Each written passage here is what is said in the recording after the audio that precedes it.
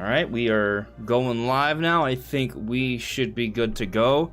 Everyone in the chat, let me know if everything is looking and sounding okay, if our audio is good, if our footage is good, if we're actually live, that'd be great. You know, this is a podcast we do every Sunday night, 9 p.m. Eastern time, where we talk about Nintendo news, theory, speculation. We do that ad nauseum here every Sunday night. This is on Just Restart, and this time I am joined by Landon from Nintendo Land and Shifty from IAmShifty. How you guys doing? Doing pretty good. Just super excited. We're just a week away already, so yeah. I got so much stuff that I gotta get off my chest and things I want to talk about. So yeah, I'm ready. Sweet. How you doing, Shifty? I'm doing good. I'm just kind of excited to be here again. Yeah, for sure. Yeah, Shifty is back. You know, we had a little bit of a hiatus, right? Like, you hadn't been on for like a good while, and you came back a couple weeks ago. Now we're getting back into a little bit of a flow. But Landon from Nintendo Land, this is his first time here on the show. You know, we started talking about a few weeks ago, and Nintendo Land is a channel I've been watching for a few years. It's a really, really good Nintendo channel. One of my favorites, honestly. Great speculation, great coverage of rumors. If you guys like what I do, if you like what Shifty talks about as well, you'll definitely love Landon's channel. So make sure to check it out. It is linked in the description below, as is Shifty's channel as well. So make sure to check out both these dudes. But yeah, if you like Nintendo, you're gonna like what these guys have to offer. Yeah, thanks, man. I appreciate it. Yeah. I just found you the other day, actually, after you commented, and I realized, I was like, man, I definitely have seen your videos before. And I've seen your leak coverage and things that you talked about with rumors, and lots of the time, I'm like, man, I definitely have your information lots of the time when I'm covering these leaks and stuff. So I was like, that was pretty cool, because lots of the videos I make actually come from the stuff that you cover as well. So I thought that was pretty cool. But yeah. It was funny because, like, I saw one of your videos, like, on my feed, right, and it was about Donkey. He's like, oh yeah, Donkey Kong. Yeah, I was talking about this the other day, and you were like, you sourced my video. I was like, oh, I talked about that. Like, that was just kind of like a funny little thing. Like, it kind of like went full circle there. But yeah, dude. Yeah, I've always enjoyed your content. But you know, on the note of Donkey Kong, though, right? We'll get to the chat, and we'll talk about the plan. Actually, so you guys know what we're doing. We're going to be talking, as the title suggests, we're going to be kind of sort of breaking down Nintendo's sort of like direct announcement, what it means, what it suggests. I'm going to have the actual pre-show next week, but we'll definitely be touching on our predictions for sure. Landon will probably give some of his predictions and things of that nature. And then we'll also talk about this whole Switch Pro situation. And of course, whatever you guys have to say in the chat, we'll get to that as well. But going back to what I was going to say, though, like, just for Donkey Kong, though, what are your sort of thoughts on this whole Donkey Kong situation? Do you actually think something Donkey Kong is coming? What are you feeling? So I have like a list. I made a giant E3 predictions video last week, so I have a list, and I'm looking at it right now. I have Donkey Kong. It's like a page long. So I am so excited about this. So Tropical Freeze is one of my favorite games of all time. Everything about it. The music is phenomenal. The backgrounds, the character animations, everything about it. It's awesome. So obviously a new Donkey Kong sounds interesting, but then they throw in a wrench there and start talking about, the fact that this could be made by the Odyssey team and how this could be a 3D Donkey Kong. So I'm just like, oh my gosh, like, what is this going to be? So if I had to, like, it's hard for me to kind of put my finger at what it's going to be. Is it going to be 2D? Is it going to be 3D? But I think a lot speaks to the fact that, we had Returns, we had Tropical Freeze, then they brought Tropical Freeze to the Switch. Are they going to do another 2D Donkey Kong already? That's the thing. So if they do a 3D Donkey Kong, the sky's the limit. Like, I don't know how to predict this. The only thing we have to go off of is 64. And it's just like, where do they go with this? Are they going to have different Kongs playable? What's going to be the story? But at the same time, as for a 2D Donkey Kong, I don't think I could be let down based on what they have already done. So I'm excited for whatever. Another 2D Donkey Kong would be great, 3D Donkey Kong, but I kind of put this Donkey Kong game in the same category as Kirby. I think because the rumors have been with Kirby having a big 3D game as well. So I'm like, I feel like one of those are going to happen. It's going to be either a 3D Donkey Kong or a 3D Kirby. Either of them, I can't wait for. Yeah, for sure. Like, I'll tell you that I believe pretty much like 100%. You can never know anything for 100%, right? But like, I was actually talking about it on the Nintendo Prime's channel the other day, and I was kind of talking about this concept I have of like, you never actually know anything, right? Like, you just think with great confidence, right? So I think with great confidence that this Donkey Kong thing is absolutely real. I also agree with the Kirby thing. I think a couple Kirby things are actually around the corner, actually. But focusing on Donkey Kong right now for the moment, I think with great confidence that this is absolutely happening. Does that mean it'll be at E3? That's kind of another sort of hoop to jump through, right? Like, just because something is in development doesn't mean they're gonna talk about it immediately, right? Like, I've been bringing this up as an example for the last couple of weeks, but like, for example, Skyward Sword HD. Like, we remember, like, we go back a couple of years ago, Eiji Aonuma brought it up at a concert, and we were like, oh, it's happening, right? But then a year passes, and people are like, no, it's not real. 18 months pass, no, it's not real. Then come that February Nintendo Direct, oh, it is real. They just took a really long time to announce it, right? So, you know, I think there's gonna be a theme of what Nintendo is planning and developing versus when they actually plan to announce it, because I think that's also gonna tie into the whole Switch Pro situation, because I also think that's real, but just because I think it's real doesn't mean Nintendo's gonna announce it when I want them to announce it, right? So, going back to my point with Donkey Kong, though, I believe it's real. I'm like, I'm as confident in it as being real as some people might be in terms of them saying they know it's real, right? Like, I believe this is as real as it could possibly be before it's actually confirmed, but you don't know until it's actually confirmed, right? Like, maybe it's in development and Nintendo cancels it. It's possible, right? But I'll tell you that based off what I've heard, and just for the record, I feel maybe I haven't been clear about this. More recently, occasionally people might tell me things, right? But I wouldn't call myself an insider at all, right? I'm a speculator, predictor, analyzer, right? But very occasionally people might tell me things. And I'll tell you that more recently a couple things have come to light in terms of people I know that perhaps give me more inside information. I'm not an insider, but I'm just telling you that there are people who have told me things that I trust that sort of support all the public information we've sort of analyzed. In other words, I have even more reason to believe that it's real. So, you know, take that for what it is, right? I can't confirm that, right? You know, but again, this is kind of all information that's already sort of publicly known and available, right? But yes, I think it's real. The question is, will Nintendo show it off at E3? There's a chance. There's a good chance, I would say. I'm willing to predict it, and maybe be wrong, but I do think it's happening, and I'm excited to see what it is. 2D or 3D, though, it's a whole other debate, right? But Shifty, what are your kind of thoughts on it? Like, do you feel like this Donkey Kong is happening? Do you think it's 2D? Do you think it's 3D? Do you think it's perhaps some sort of hybrid?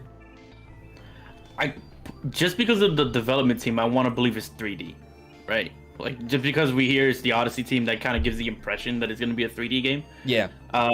But I guess, like, maybe because they're working on Metroid Prime, Retro isn't working on it. Like, that's probably the reason why. But perhaps if I would have heard, like, if the rumor would have said, like, oh, Retro's working on a Donkey Kong game, my expectation would have been 2D, right? So part of me wants to say 3D.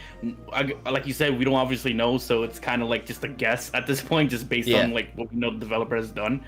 But I also kind of want to go back to what you were saying about, like, just because we're hearing about it doesn't mean like it's gonna get announced like when you expect it to be announced. So, you know, I think when it comes to like leaks and I guess like inside information, like the Switch Pro and all that stuff, it's like you can hear, like, technically speaking, you can hear about it like as early as, like, you know, it's being thought of, right? Yeah. But that doesn't necessarily mean that this game, maybe like Skyward Sword, would be like ready until years down the line or months down the line, whatever the case may be. So we probably are getting like a 3D Kirby and a 3D Donkey Kong game, but we'll probably maybe only see one of those. You know? So that's kind of where I'm sitting at. I kind of believe that both are happening, but I don't I have a hard time believing we'll see both of those. Yeah. Yeah.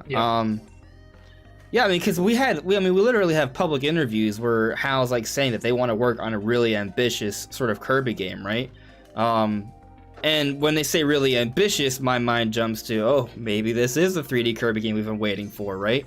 I would have to imagine if they're saying the most ambitious Kirby game yet, it has to be at least something that is perhaps larger in scope than what we got from the side-scrolling Kirby that came out a couple of years ago, right? Was it 2018 with Star Allies? Yeah.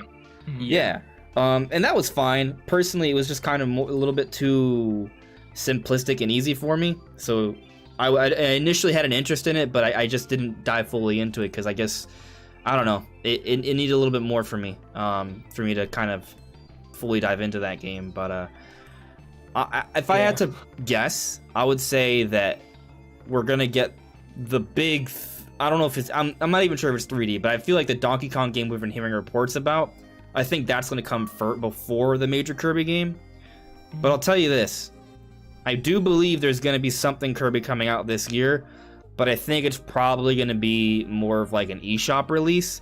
Conceivably, they could do 2 different Kirby games in the same year, but just based off how much content I think is coming on the second half of 2021, I'm going to guess that at the very least we see like an eShop only kind of Kirby game, maybe something for like Nintendo Online members. I'm in the same exact boat. I think that's literally exactly how I was thinking. I think without a doubt this 3D Kirby game, it's going to be a 3D Kirby game. I'm willing to bet on that if I'm a betting man, but okay. I think that's next year. I definitely think that's next year. I think there's a chance we could see something this year because Nintendo loves to give some insights of next year games. The only thing I think we know right now, I think, is just Splatoon 3, unless I'm missing something. But yeah, I think they're going to highlight that, but it's going to be next year. I want to really predict that Donkey Kong could somehow make it into this year, somehow like in a fall or something. I don't know. That depends, like I said, on all the other things that we're going to end up talking about.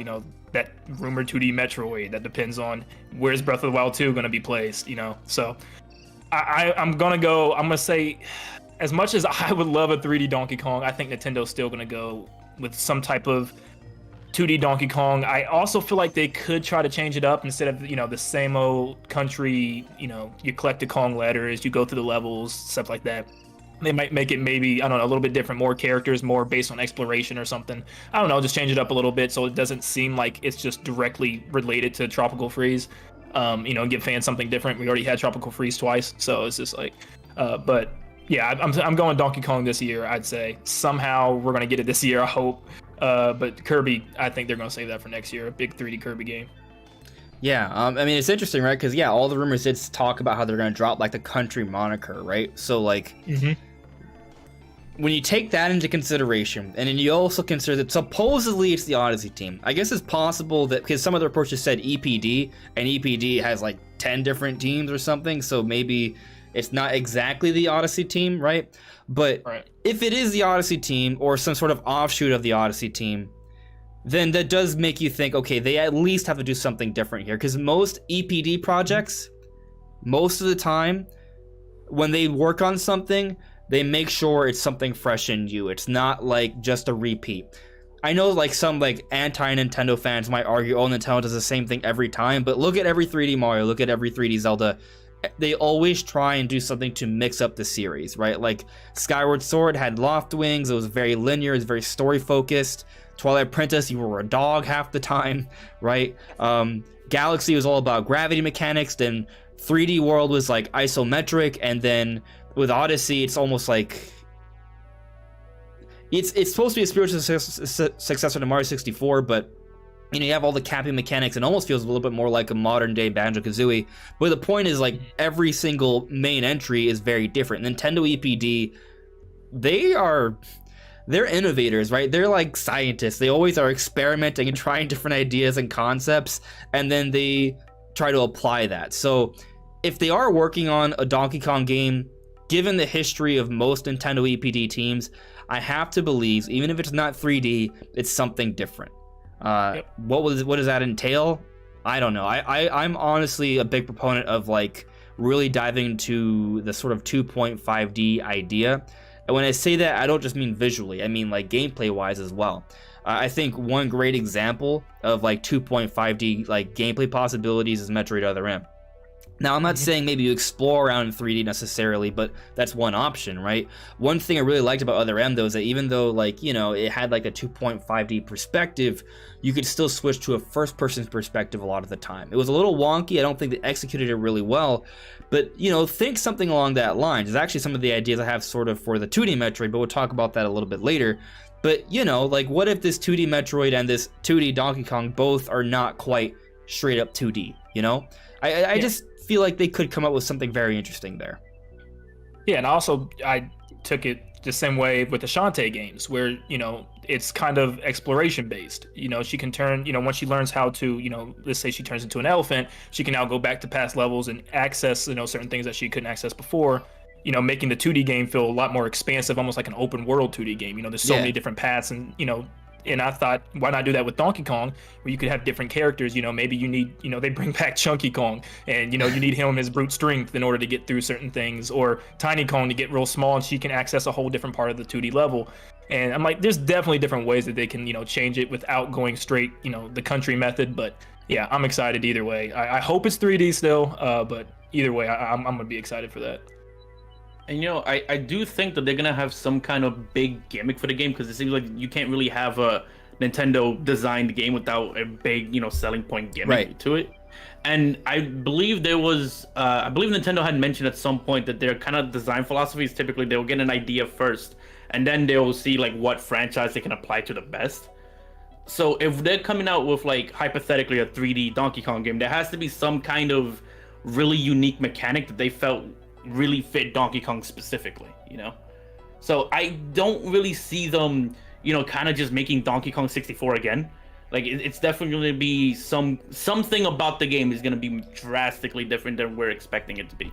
Yeah, I've always Shifty, I'm pretty sure you've heard this idea before, but I've been fascinated with the idea of them making it like Tarzan. Like, imagine like him rolling through vines and tree branches. Like, it's like a very fluid, moving 3D platformer. Like, that'd be pretty darn cool. And, you know, he would have to have some heft to him because Donkey Kong's strong, right? Like, when you compare him to Mario's not really much of a heavy hitter.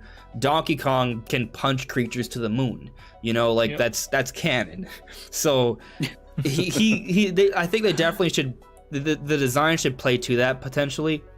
And when you think about actually the history of Mario development, before the Mario Galaxy team was making Mario Galaxy, and then I'm assuming that the same sort of core moved on to the other 3D Marios, they worked on Donkey Kong Jungle Beat on the GameCube, another side-scrolling Donkey Kong game. But that was actually pretty different from the country games because there's a more of a, well, one, you could play with the bongos, but also two, there were boss fights, and the boss fights would go behind the shoulder in terms of camera perspective, and you would beat down these other Kongs, and it was kind of like a boxing match. So, like, hey, I would actually be down for a Donkey Kong Jungle Beat too. You know, like, I'd be down for that. That'd be pretty darn cool. So I don't know what exactly it'll do, but that would be really interesting. Heck, another idea, since I'm kind of thinking about like a behind the shoulder sort of Donkey Kong boss battle, what if they kind of take some cues from like Crash Bandicoot, where it's like 2D, but they just move the camera behind the character, you know?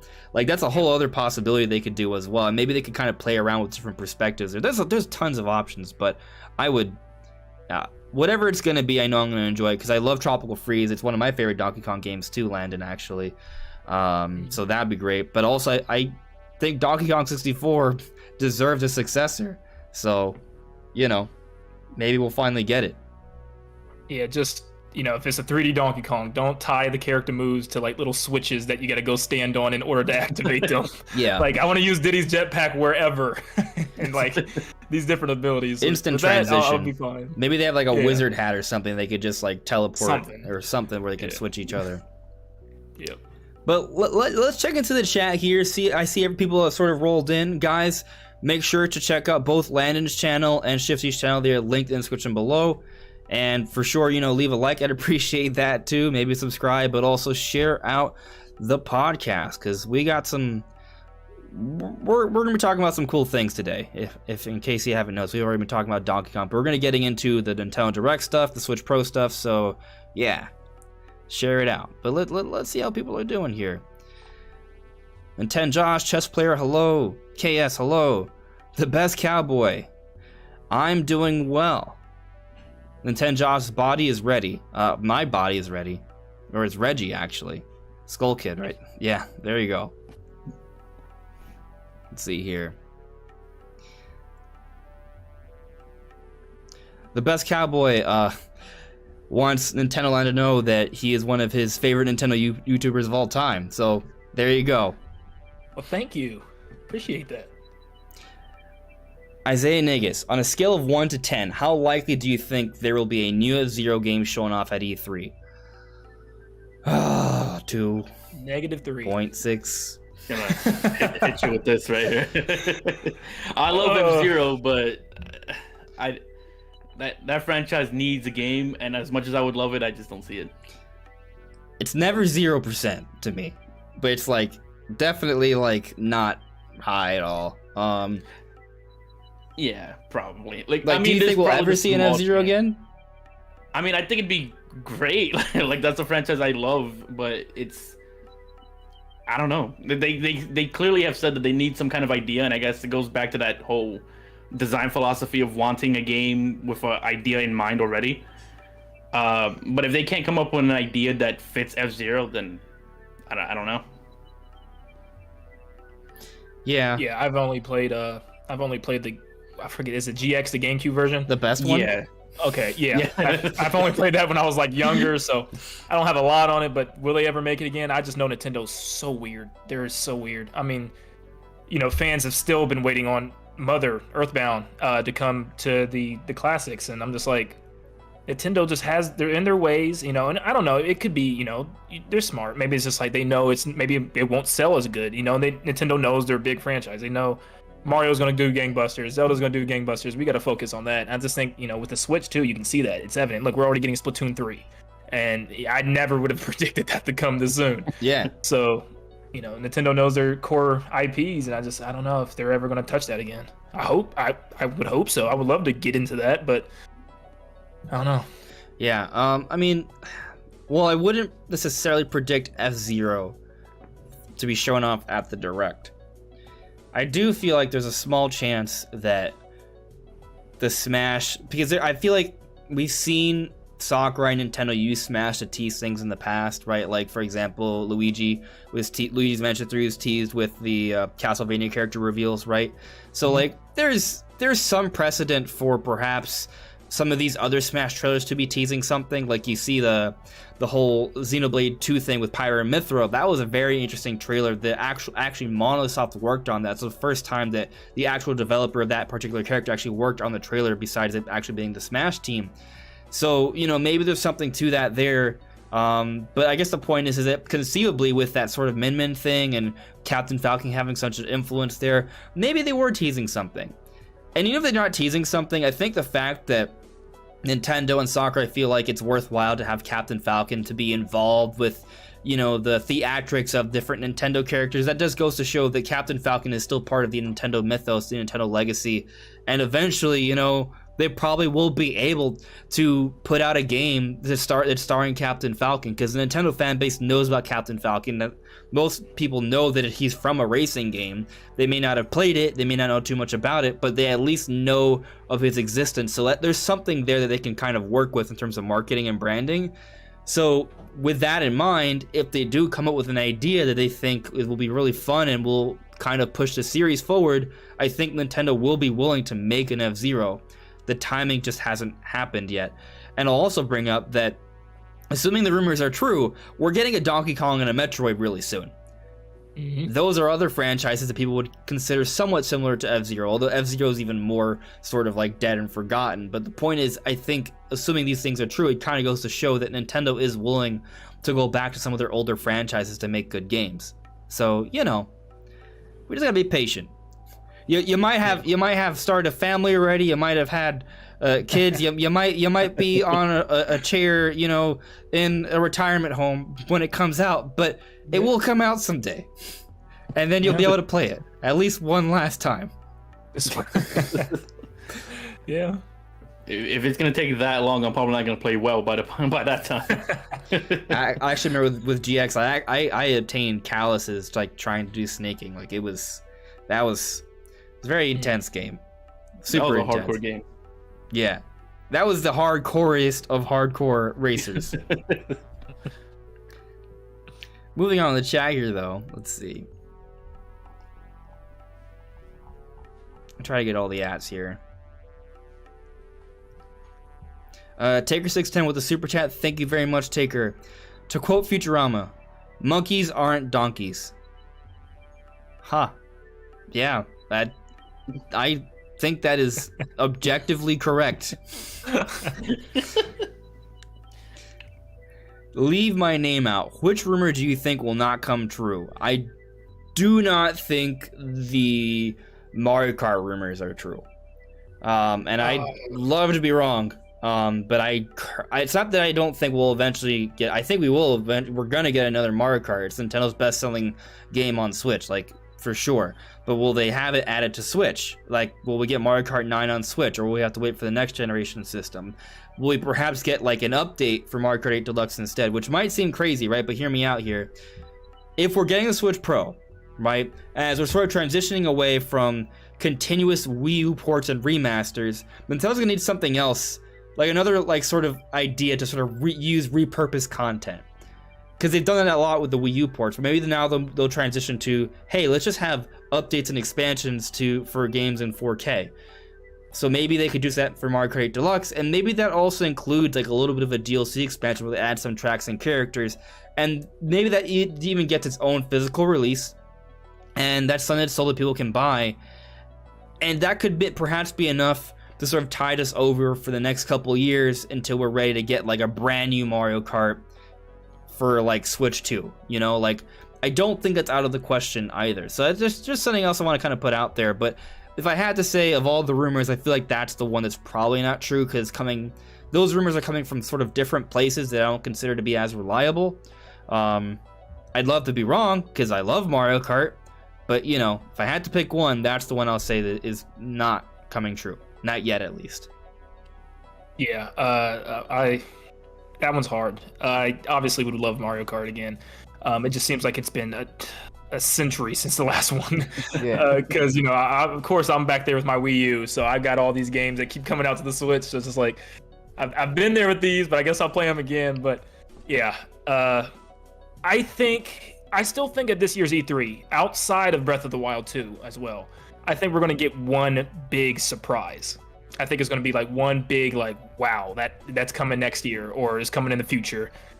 And I have like a list of like a whole bunch of crazy things that I put that could be, but Mario Kart was one of them. I was like, I really feel like there could be a chance we could get a little hint, maybe even a logo at this point. But I don't think it's going to be an occasional Mario Kart. I think this is finally, whether people like it or not, this is going to be that Nintendo Kart. They've kind of been hinting at it. They've been building up. You've got Isabelle, Inklings and stuff in Mario Kart 8. I think it's going to be something. It's going to be. It may even be like play different. Maybe it plays like Diddy Kong Racing. Who knows? Maybe there's a whole adventure mode and extra stuff that you can do. But I think we are going to get like a huge new game that Nintendo can keep adding stuff to, because Smash might be coming to an end for good. For all we know, it's just two characters, and Sakurai's talks about how he's done, and this could be it. And Nintendo's going to need another game that they can continuously update, get people excited. And I can see people seriously being excited about, let's say they drop a pack like they do with Smash Bros. You're getting 5 new cups, this year. And then they'll just, it's said similar way to how they show off a Smash character at a Nintendo Direct or E3. They could show off, boom, here's a Mario Kart track or cup that you're going to get. Here's some new characters, and maybe the characters actually do something. Maybe the characters all have special abilities like in Double Dash. So maybe there's something to that, and people can, this is a new game that people can get excited about again. But yeah, I think the next Mario Kart is going to be something bigger. It's going to be a while probably. But if we can get anything at this E3, it'd probably just be a logo. I mean, I feel like, while I'm saying I don't think the rumors are true, I also feel like, again, like, I want to be wrong, first off, right? But also, two, the team that made Mario Kart 8 and that made ARMS hasn't come out with anything since 2017. So they've been working on something. Conceivably, it could be a new Mario Kart. I think it's something else, but I don't know what it is. It could just be another Mario Kart game. Maybe they call it like Mario Kart Ultimate, right? Like, to your point, like, maybe, because I do agree with you, it kind of makes sense for Nintendo to have like that game, that were always like, oh, what's the next like reveal? What's the next character thing? You know, and maybe it's Splatoon 3, right? Or maybe it's a series of things. Like for example, we're getting updates for Monster Hunter Rise. Like it might not just the game that will carry the torch for Smash Ultimate might not be Smash Ultimate. It might be a series of games that also have like sort of continuous exciting updates. You know. Who knows? Maybe Breath of the Wild 2 has like several updates afterwards. Like, why wouldn't it actually? So there's a lot of options there. But considering that Nintendo also recently overhauled their online sort of systems and such, like they probably do want to sort of revisit some of their games. We got that online update for Super Mario Party. You know, Monster Hunter Rise is running beautifully. Splatoon 3 is on the way. I don't know. Whatever that ARMS Mario Kart team did, like that's probably gonna be an online focused game as well. It might be Mario Kart Ultimate. I'm not saying that's not possible. I'm just saying that based off the rumors that we've gotten, I think those rumors are bogus. But that doesn't mean it doesn't make sense for them to be working on new Mario Kart. Yeah, I mean, I think the game, if they do make a new Mario Kart, I think it's like inevitable that it'll come at some point. It's just, I think the only question about it is whether or not it'll come to the Switch specifically, right? Mm-hmm. And you know what? Before Splatoon 3, I would have said like, nah, it's not. This is the game for the Switch. This is the game for the Switch. I thought the same thing for Splatoon 2, and then we got an announcement for 3. So now I'm not as confident on that anymore. Now I think it's possible we can see it on the Switch. But I don't really think it has anything really, tied to the rumors necessarily. I just think like, they haven't really released anything in a while with that studio. It's like, it's possible. Like, I wouldn't be surprised. I mean, I'd be hyped, but I wouldn't be surprised because after Splatoon 3 kind of destroyed that, I guess, that mentality argument. When it comes to, like that argument of these kind of games having like one per generation. Well, I'm curious about that, right? So let's kind of focus on that for a moment, right? So correct me if I'm wrong, guys, but Splatoon 3 has sold about 10 million copies, right? Around there, like it's one of the top selling. Pretty sure it's close to 10 million. Yeah, it's definitely up there. Mario Kart, however, is well over 30 million.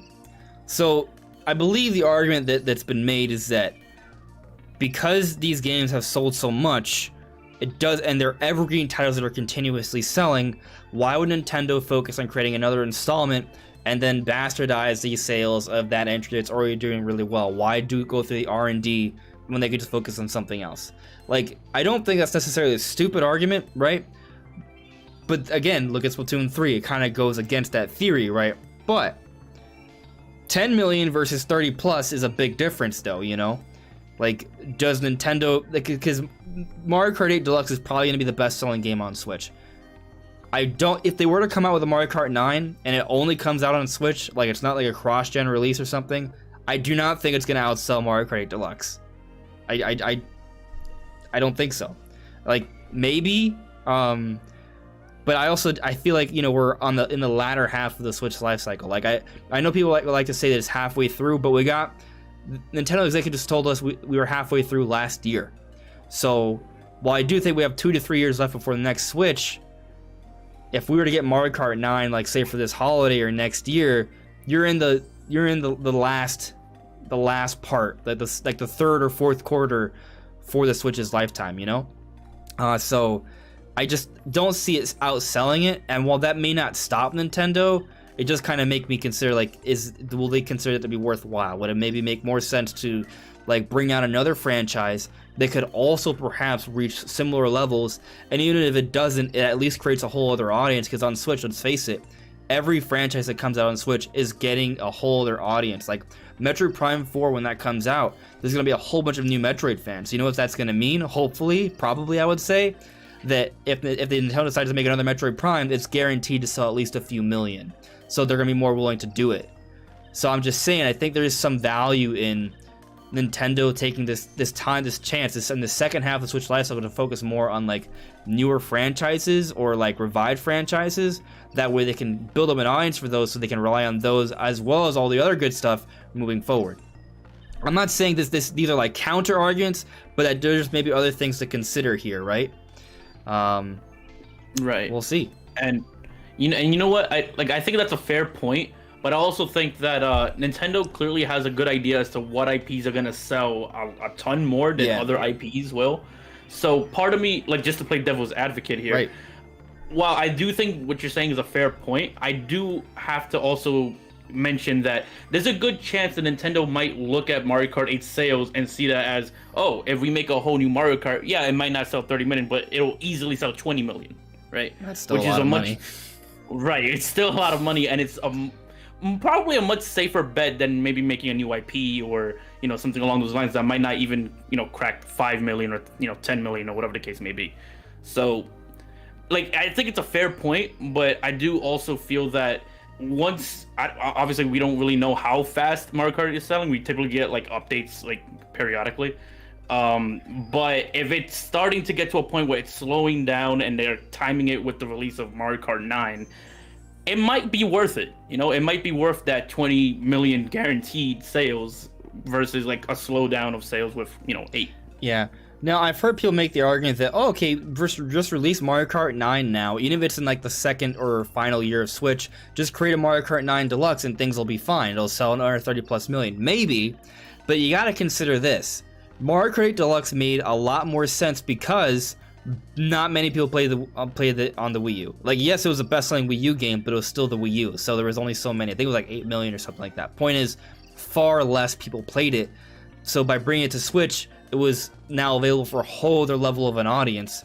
Switch is super successful. It already has Mario Kart 8 Deluxe, and if it gets Mario Kart 9, people are going to play that, are going to have that opportunity. Not as many people are going to sort of double dip into Mario Kart 9 Deluxe. It's not going to be the exact same situation.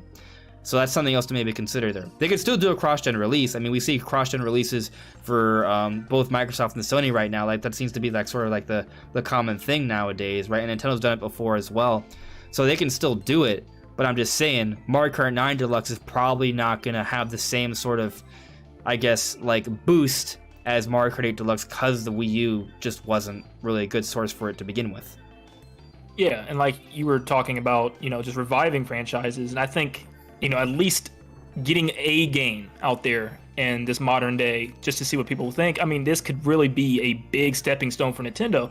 Just take Kid Icarus for example. I promise you, if they come out with a new Kid Icarus, flesh it out complete, or even just remake the one from the 3DS, I can promise you that people will go crazy over that game. And this could, you know, start a whole new franchise for Nintendo. This can, you know, ramp up all kinds of new ideas because, you know, Kid Icarus even had online mode. So I mean, there's so much stuff for that. You know, you could even create the next big multiplayer game for the company.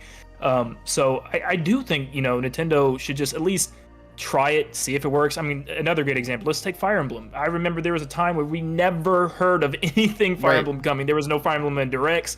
You know, I'd never even heard of the game until, you know, once Smash, Brawl started coming out or something like that. But I mean, Three Houses sold 3 million copies. So, you know, Nintendo knows, and the same thing was, you could say that with Xenoblade. You know, Nintendo knows that, okay, there's an audience for this, and that's why you're starting to see much more Fire Emblem than ever. I mean, who would have thought the Switch would have started off with a Fire Emblem game that soon? And same with Xenoblade in the first 2 years. So, I mean, I think there's something to be said. I mean, I'm at the point where I would, give us a Ice Climbers game. Some 3D platformer Ice Climbers game I would take.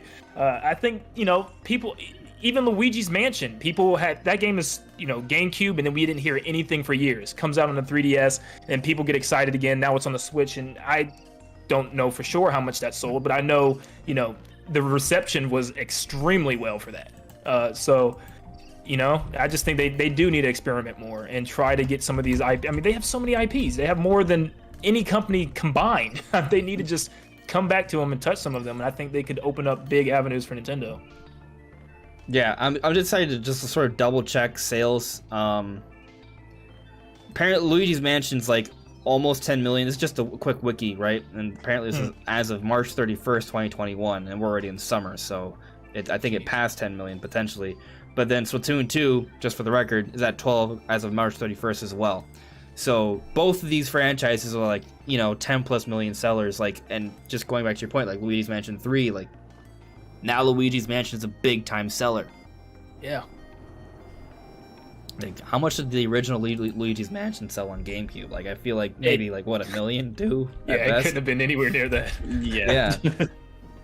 Yeah, that's just that. Like, that's exciting. As a Luigi's Mansion fan myself, like I played the original more times than I can count, and you know that's just it's so exciting now because it's no doubt that there's going to be more Luigi Mansion games now. You know, it's going to evolve into a brand new series for Nintendo, a franchise that, because there's so many things they can do with it. You know, they just touched the surface. You know, we've had different mansions. We had one mansion. I mean, they could do a ghost train or something. You know, there's just so much stuff that they can take it, and that's just exciting because if ghosts, like what if it's like a zombie island or something? You know, exactly. I mean, if they can do all this with a game that came out on the GameCube and just revitalized it, they can do it with anything else.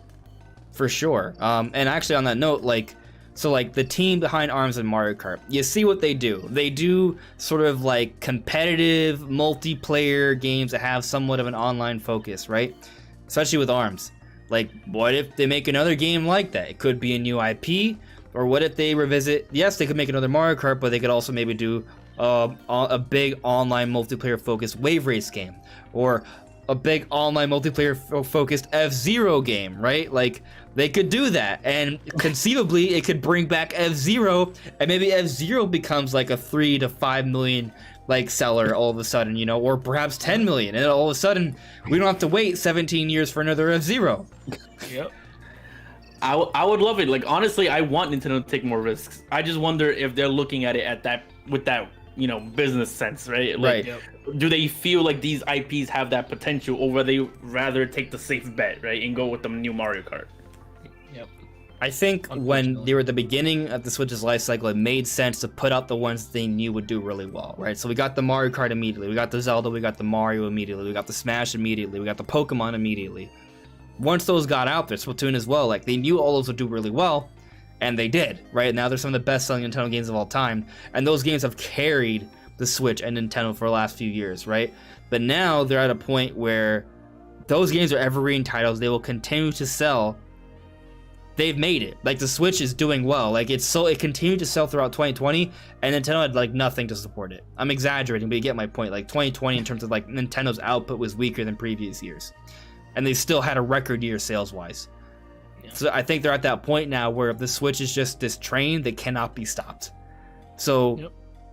You could argue that now that they're at that point, they will be more willing to experiment because they've made the money they need. They now know this is going to be successful. They can now invest and experiment so they can have even more opportunity and chances in the future. But, you know, we'll see what they actually do. But again, I'll say, because of this whole Metroid and Donkey Kong thing, I feel like that might be suggestive that's exactly what Nintendo is doing. Like, sure, they're going to still put out the Splatoon 3s, the Breath of the Wild 2s, the things that they know will be successful, but some of their actual efforts are going to go towards like reviving other older franchises, creating new IP. I mean, look at they tried Nintendo Labo. We're getting the whole Game Builder Garage thing. Like, that's a whole other experimental idea that they're working with. I'd love to see a new IP. We know Monolith is working on one, right? And that's maybe not even that far off either. But let's get back to the chat. Oh no, Len, you go first. Oh no, I was just gonna say, like, just straight up, like you said, when you have a game as big as Breath of the Wild in the beginning and Mario Odyssey at the end of the year, you know, it can't hurt to have little experiments in between the year. Look, they had ARMS. Did it do great? No, it did. Well, believe it or not, sales-wise, it did better than what we were even expecting it to do. I'm not a fan of the game, but, you know, it was there. You know, they could experiment because they didn't have anything to lose. You have Splatoon 2 in the middle of the summer. You have Breath of the Wild in the beginning, and you have Odyssey at the end of the year. So, yeah, you got those big games. You can experiment a little bit. For sure. Yeah. But that was just one question we got to. So we do that. We go on tangents and jump on to a whole other topic with just random questions. It's a podcast tradition. Podcast tradition, indeed. Nintendo Josh added me. The worst part about Other M is that it had potential with the different ideas and mechanics, but was ruined by the story. A lot of cool mechanics could be revisited to expand it upon. Like, yeah, it was a divisive game, so, you know, it would be interesting to see them maybe retackle a semi-similar gameplay concept. I don't think exactly, but I have talked about it before, like, this 2D Metroid game, it might not just be a straight-up, like, side-scrolling Metroidvania. Like, they might try out some new ideas. Even with Samus Returns, which was a remake, they added some new things there, like, with one, they added some cool new fights, but also, like, they had the melee attack, which changed around the gameplay a little bit, right? And the, I want to say, Eon abilities as well, and that changed around how you sort of played and explored throughout the game. I feel like with this other Metroid, they're not going to just rehash all the old gameplay concepts. They're going to try out some new things. And one interesting thing about Samus Returns is that towards the end, there was this one cutscene that put it into first-person perspective, which was sort of like a Metroid Prime nod. Considering that Metroid Prime 4 is definitely on the way, probably not this year, right? Probably a little bit of a ways off, but still in the works. We're probably getting closer and closer to Nintendo actually showing that game off. They're going to want to use this 2D Metroid that we believe we're getting to sort of market and push that, right? So maybe it does have some first-person elements in there, you know, still mostly 2D, but occasionally, you know, maybe for some cutscenes or for some fights or something along those lines, they kind of make a few more nods towards Metroid Prime, which sort of, you know, it all sort of blends together and sort of hyping each other up. So I'm just kind of putting it out there. I do feel like some mechanics in other M's are certainly deserving of being revisited. Yeah, Samus Returns, I think, just built on that whole thing that Other M had with the fluidity of the combat, where Samus just feels amazing. You know, you see her flipping around enemies, and there's like special things that you can do with each enemy, where you can like grab one by its tail, flip it over, and shoot it in its stomach or something. I mean, cool. that's Samus. That's what I want. And you know, with that counter ability that she had in Samus Returns, I mean, that just added to it. Each boss had a unique way to kill it, and it had unique animations. I mean, that Ridley battle at the end was amazing. So, I mean, it was like, it's almost like a little movie being played, like little cutscenes within the battles. And if they can just do that, I mean, the next 2D Metroid is going to be just as good. Yeah, I love that Samus needs to feel like an action hero, and that's how she feels. You know, she moves fluid. You know, every battle's intense. It's not just running down a hallway, just spamming shots at stuff. You have to wait, counter, you know, play your enemy the way, you know, they attack you. And I don't know how this is going to look, whether it's, you know, 2.5D or, you know, I do think this is coming. This is another thing I did say, like, I do think we're going to see this at E3 for sure. But as far as when it's coming, I'm not 100% sure, but I think it's going to be there, and it's about time. Yeah, actually, I mean, I did see your video, right? And like, I mean, I feel like you and I have been sort of talking about it for a while, right? But like, yeah, I think we both have been on the same page. Like, Metroid is happening. I'll tell you that in terms of showing it at E3, I'm like, I think with great confidence that it's going to be there for sure. So I'm more confident in us seeing Metroid than Donkey Kong. I think Metroid's coming out this year. But you brought up something that I found really interesting, because I've been talking about the whole Samus and Fortnite thing for a while, right? But yeah, apparently now, because we did see the Samus thing in the full, it's not a leak, but the whole big epic legal document that came out that showed several different things. There was Batman, there was NBA players, and all of those things came out afterwards. Yep. Well, it's another one that hasn't come out yet, but that was in there, Samus. And what's interesting is that even though they're past the big crossover event, they're going to still do crossovers. That's what Fortnite's going to do. It's like Smash Bros. Kind of. Yeah. But as you noted in your video, supposedly the next season is going to be very space and alien related, right? Yep. So it makes sense, right? But here's the other thing. I believe the reason we did not get Samus announced alongside Master Chief and Kratos wasn't because Nintendo was like, no, we don't want to do that. It actually was because they weren't ready to announce a Metroid game yet. But I think at E3 they will be, and since there'll actually be a Metroid game announced, it makes sense to then put Samus in Fortnite so then it can do the marketing. That's the whole point of it. And then now the time works out perfectly because of this whole potential alien season we're getting in Fortnite. It all is coming together here. So I 100% agree with your prediction. Metroid's getting announced at E3, and I also think the Samus and Fortnite thing now is more likely than ever. 100%.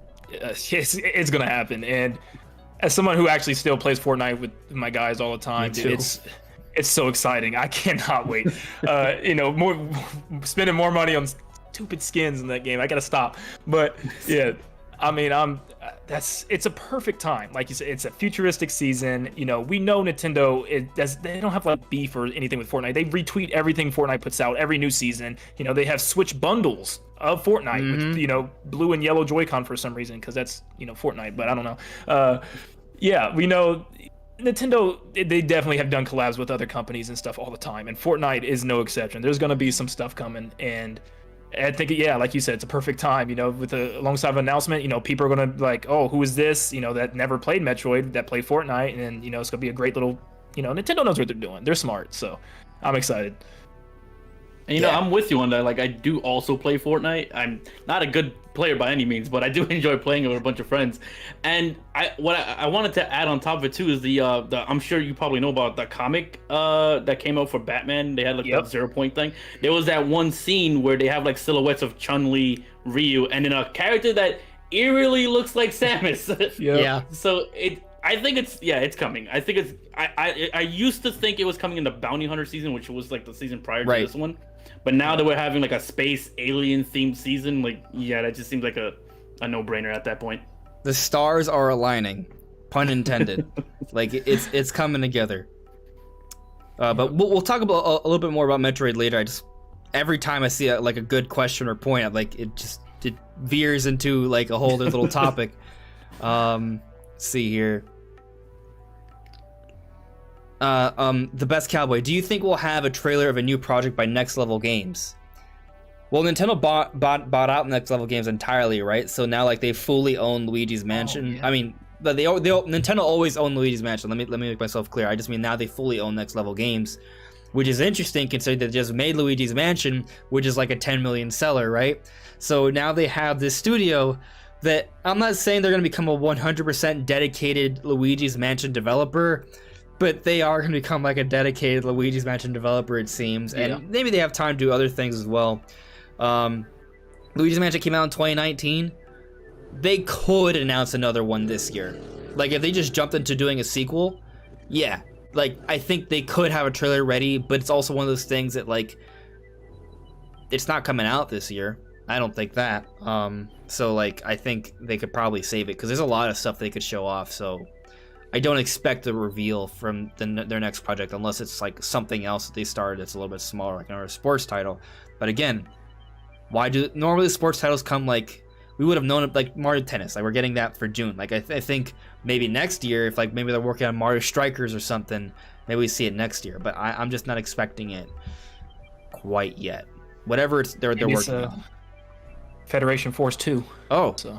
We're gonna get like 5 Metroid announcements at E3. We're gonna get Federation Force 2, Prime 4 trailer reveal. We're gonna get Prime Trilogy HD, 2D Metroid, which will be Metroid 5, which is different from Prime 4, and we're gonna get Samus and Fortnite. And we're also gonna get Metroid 99. Oh yeah. I would actually Metroid 99 could be really cool because it would be like imagine like it's just like Samus having to kill a bunch of Metroids in a certain like in maybe 99 seconds or like a certain like time period. It's just like maybe a horde mode, but like a sprite-based Metroid horde mode for Metroid's anniversary. I don't know. It's just an idea I'm putting out there. I think it'd be really cool. Yeah. But let's finish up with the chat here, and then we'll jump into the actual meat and potatoes of this discussion. Ronnie Fazio, Adamy. So with the new Tails game coming in September, I think the next Smash character will either be a Tails character or the Lloyd Mii will return to promote a new game, like with Monster Hunter Rise. I mean, I feel like with Smash anything is possible. So, yeah. Landon, do you have any like Smash character predictions? I mean, I think we all agree we're getting at least one character reveal at E3, right? Like, probably at least one. Yeah, we're gonna get at least one. I think lots of people are saying, potentially 2 because that happened with Hero and Banjo. Yeah. And I was like, they're gonna save their last one for a very special, like last presentation from Sakurai, and that's how it should be. But this one's gonna be a big. It's got to be a big character. I feel this one is like, and when I say big character, I mean big character. Goku. So I have like 4 characters. I'm like, maybe, it's impossible to predict anymore with Nintendo, but I'm like, I'm gonna try, I guess. I really want Crash. I think everyone wants Crash. It's just he's that character that should be there. He should be there. He's one of those, icons from the beginning. But I'm leaning towards like Master Chief or Doom Guy. I think we're gonna get like a big Western character that lots of people are familiar with based on recent Halo Infinite's coming out. We just had Doom Eternal, so I mean they're gonna have to do some enhancing with the Doom Guy, but so that he's not blowing Mario's head off or anything. But yeah, I mean we only have Snake as like the only guy in the game that has any type of weaponry like an army soldier with grenades and rocket launchers and guns at all. So, you could count Joker with his pistol, but, for the most part, we don't really have anybody with a moveset like that. So I would be very interested in something like that. But I'm hoping it is somebody that, I want to see people's reactions again. I love just watching people go crazy and, seeing people jump out of their seats for somebody that they've been waiting for. But if it is, you brought up, I forgot someone in your comments brought up, Tails or a Sonic character. Yeah. I'd say Dr. Eggman. I think, the villain trope. Yeah. Oh. It makes sense. I would love Dr. Eggman, but as far as, big character, Master Chief or, Doom Guy, I'm locking it in. Or Crash. Those three. We'll see. See, I agree that we have to see some kind of character. I want to say it's going to be like a third-party character, just because I feel like when you have E3, like all the eyes from different like fan bases are also watching, not just the Nintendo fan base with that. Like if it was just a normal Nintendo Direct, like maybe you just have the Nintendo fans, but for the most part you have like, the Microsoft and the other fans basically there too. And I will say, just for the record, that if it ended up being Doom Guy, I would flip out. I would absolutely flip out, because Doom is easily like one of my favorite franchises of all time. So I'm gonna go with Doom Guy just out of like pure hype for myself, really. So on Twitter last night, I saw a retweet from Rob from Rule 2 Review. He's been on the podcast before, who is retweeting Joey Ferris, who works for Game Explained, who also has been on the podcast before, right? And they suggested some really cool characters. Rob's was funny because he said Rayman and then Travis with 3 different PNGs. But so like I did, I'll show you guys. I can screen share. I did Goku, Master Chief, my cat, and a killer whale. And the whole point was I was just joking around, right? Like the most likely one there is Master Chief and my cat. Yeah. But like I guess my point is that like I'm so satisfied with the roster in Smash Ultimate already that whoever they announce, it's just gravy, it's just icing, it's just a cherry on top. I'll be fine. There doesn't need to be a bonus character after the final two in the Fighters Pass. Like whatever they add, perfectly okay with it. Every character I've basically wanted has been added. I got my Banjo-Kazooie, I got my Pyra Mythra, I got my Ridley, I got my King K. Rool. I am a satisfied, very jolly, very fat Nintendo fan for Smash Brothers. Like, I'm good. But I'll tell you, Master Chief would throw me for a loop. I mean, it's like the one character that like would have a huge impact that I could see, but it's like the craziest character that I think could happen, if that makes sense. Like Nintendo and Microsoft work together. We already got Steve and Alex from Minecraft. We already got Banjo and Kazooie, both Microsoft owned characters. So like conceivably they could add another, but at the same time, and I'm curious what you guys sort of make of this though, right?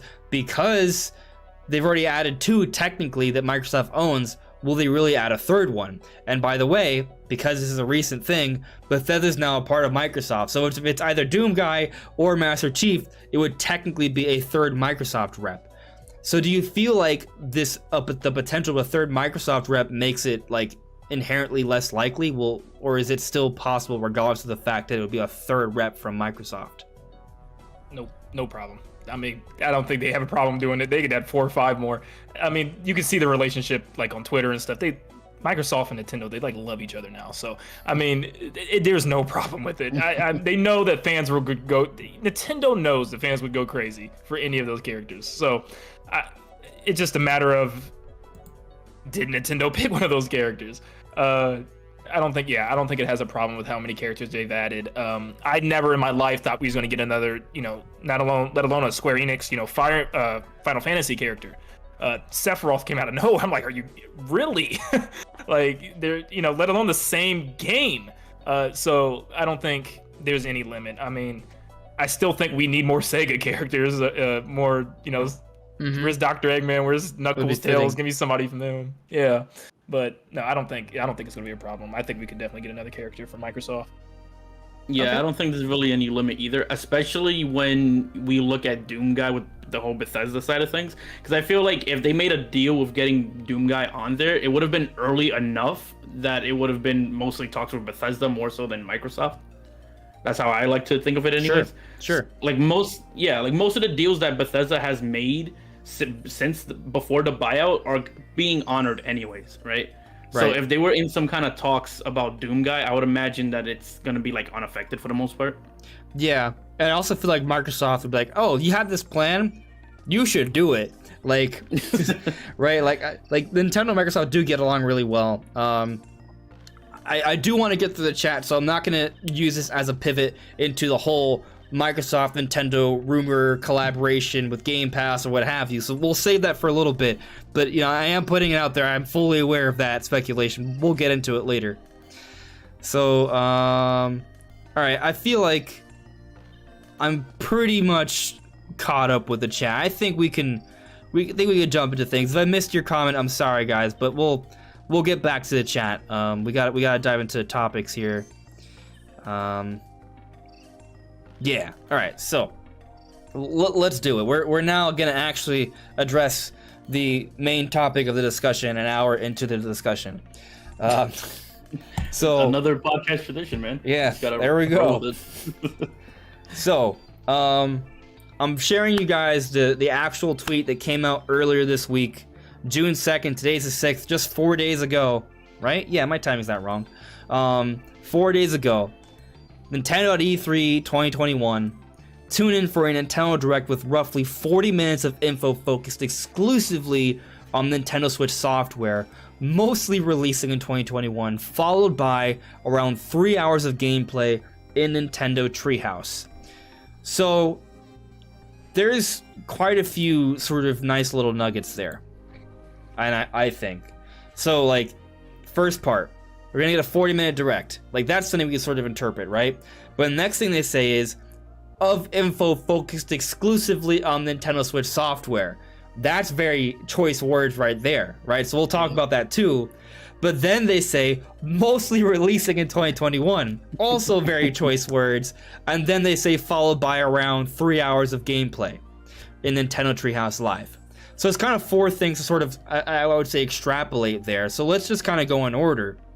Actually, let's talk about the first and last thing, because I feel like they're both a little bit more simple, right? Like, we're going to get 3 hours of gameplay in Treehouse. Like, okay, 3 hours. That's shorter than usual, but considering that E3 is kind of more, I guess, online regulated now, and they're trying to fit within a certain, like, time slot, and they're kind of organizing it all together, that's probably why it's like that.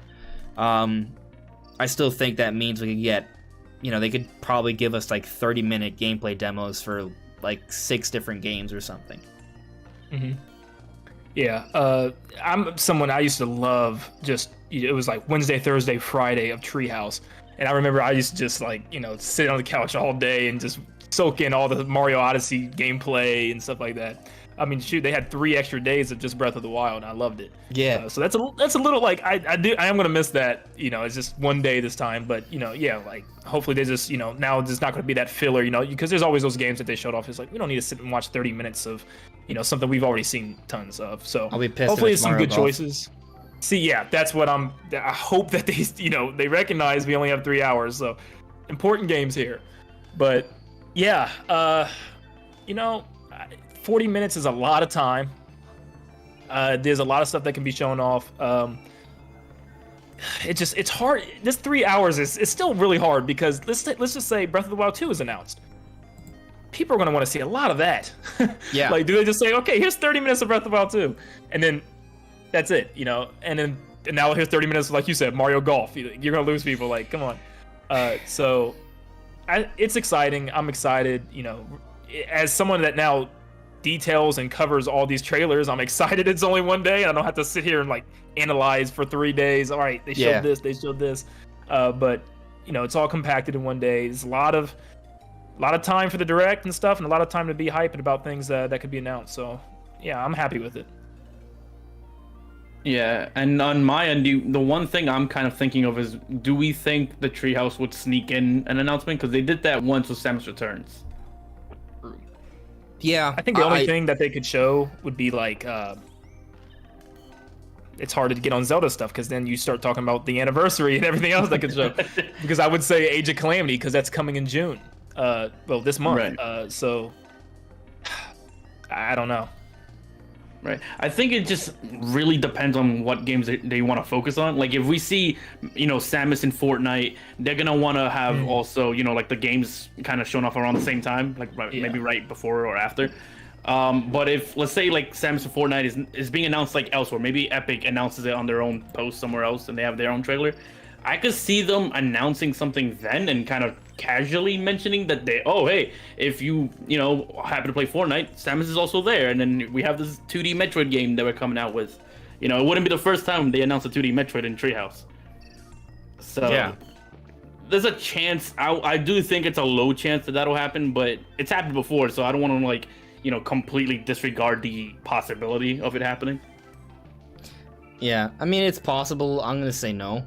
Like I just don't think so, especially given the small time slot, right?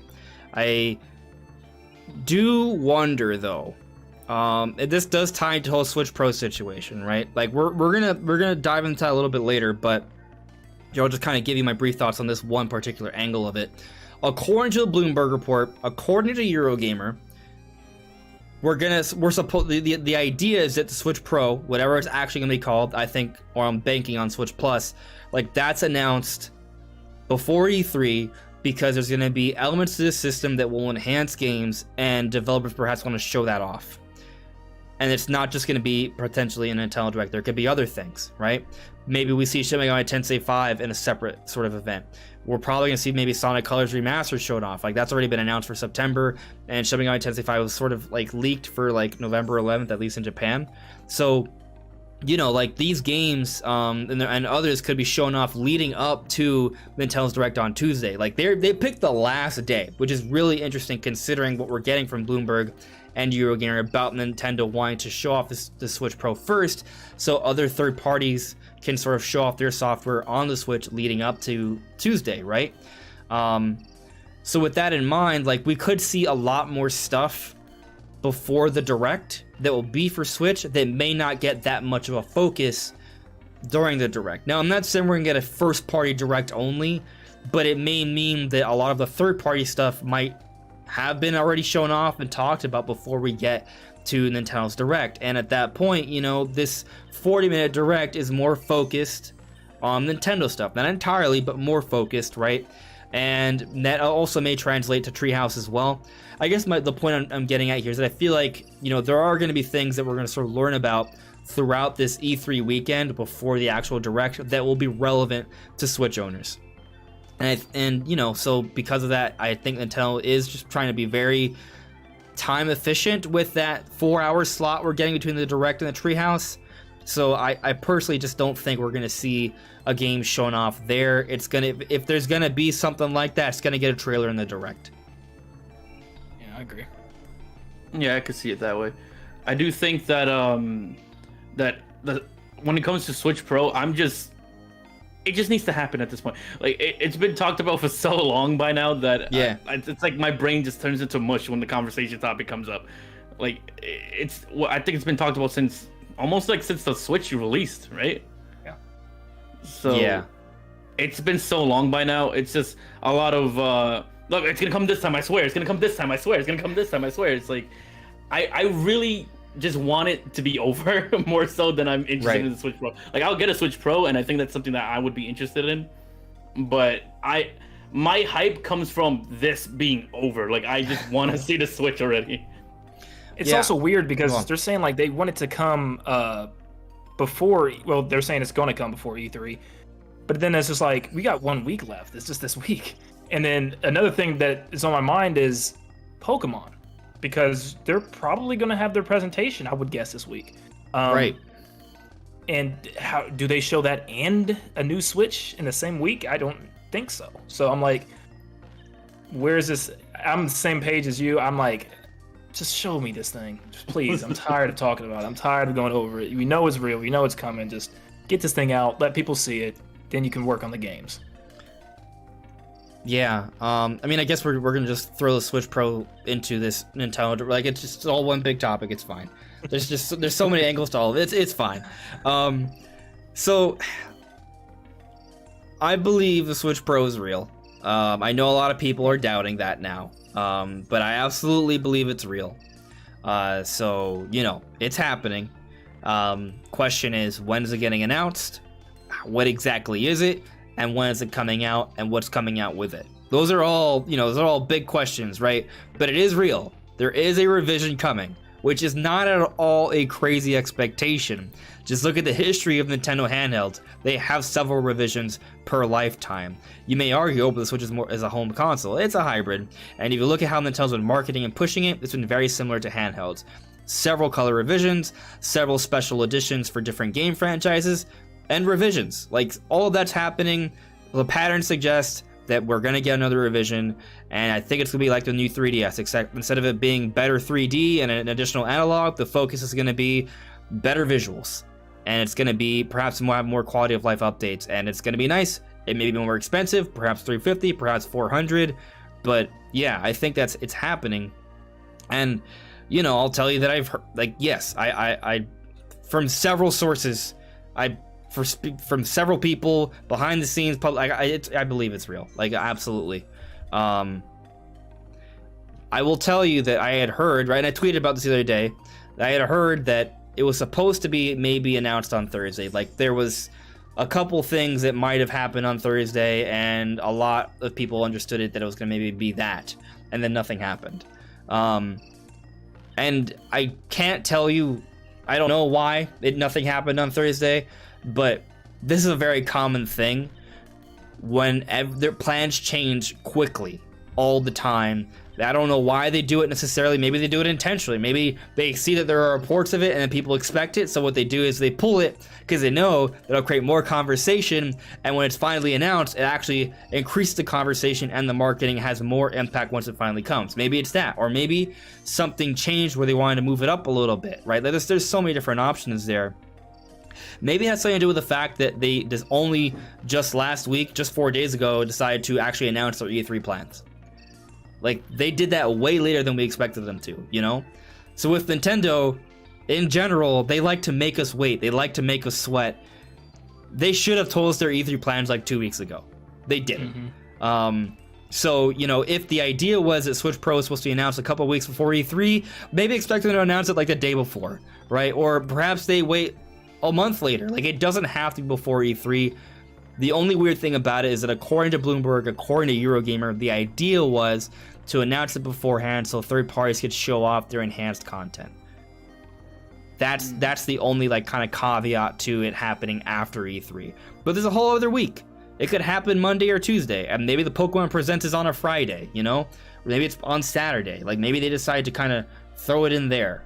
Like, it's conceivable, right?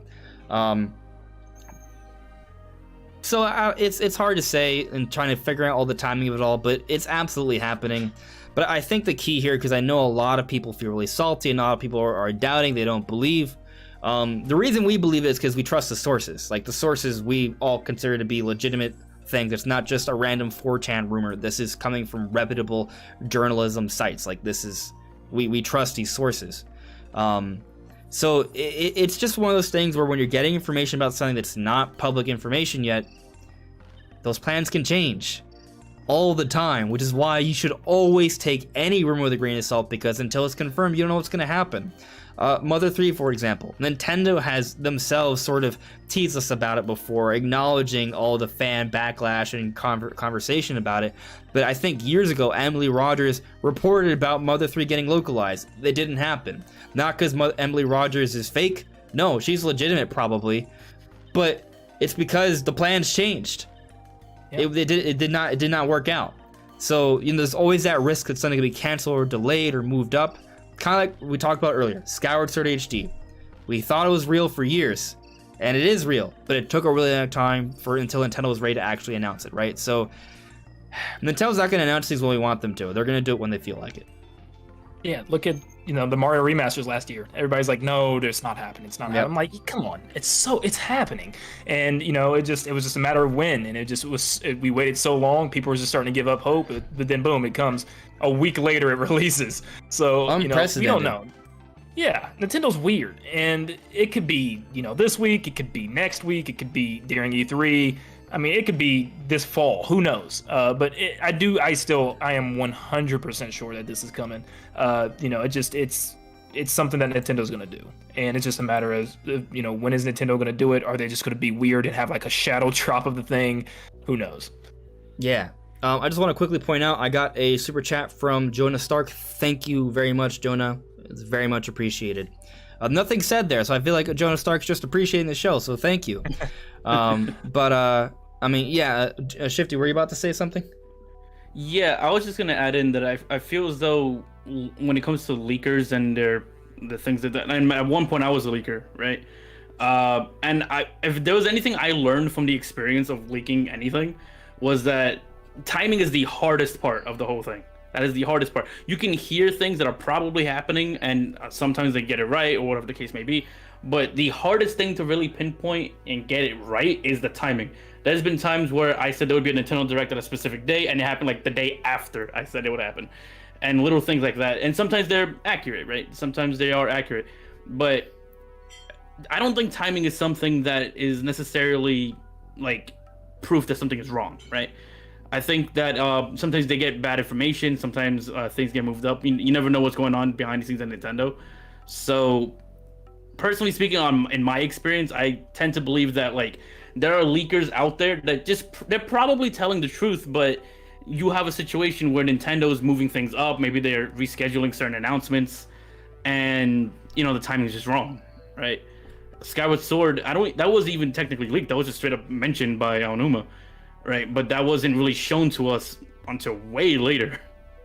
We even had interviews suggesting that it was not likely, right? Like, I think Aonuma said that it would be nearly impossible to get traditional controls for Skyward Sword, and yet it still happened, right? So, it's... I get how it can be tricky to understand what's garbage, what's bogus, what's real, what's legit, the timing of it all. Is this a deconfirmation? Is it not? It's tough. I totally get it. I think that's why like it kind of makes sense for like people like us to kind of like talk about it and analyze it, give our perspectives, right? Maybe it kind of makes it a little bit easier to sort of understand what's going on. But you just patience is I think is the key here. It's not when we want it to happen; it's when they decide it's necessary. Right. So I actually got another super chat here from Nate Esquega. I hope I got that right. Thank you very much for the super chat. Nate says, "Holy geez, Nintendo Land is here. Big fan. Glad to see you here with Andres." Thank you, Nate. Yeah, it's been a good time. But we'll probably touch on Switch Pro a little bit more later when we get back to more questions. But I want to kind of go back to the whole Nintendo Direct announcement thing. So, 40 minutes.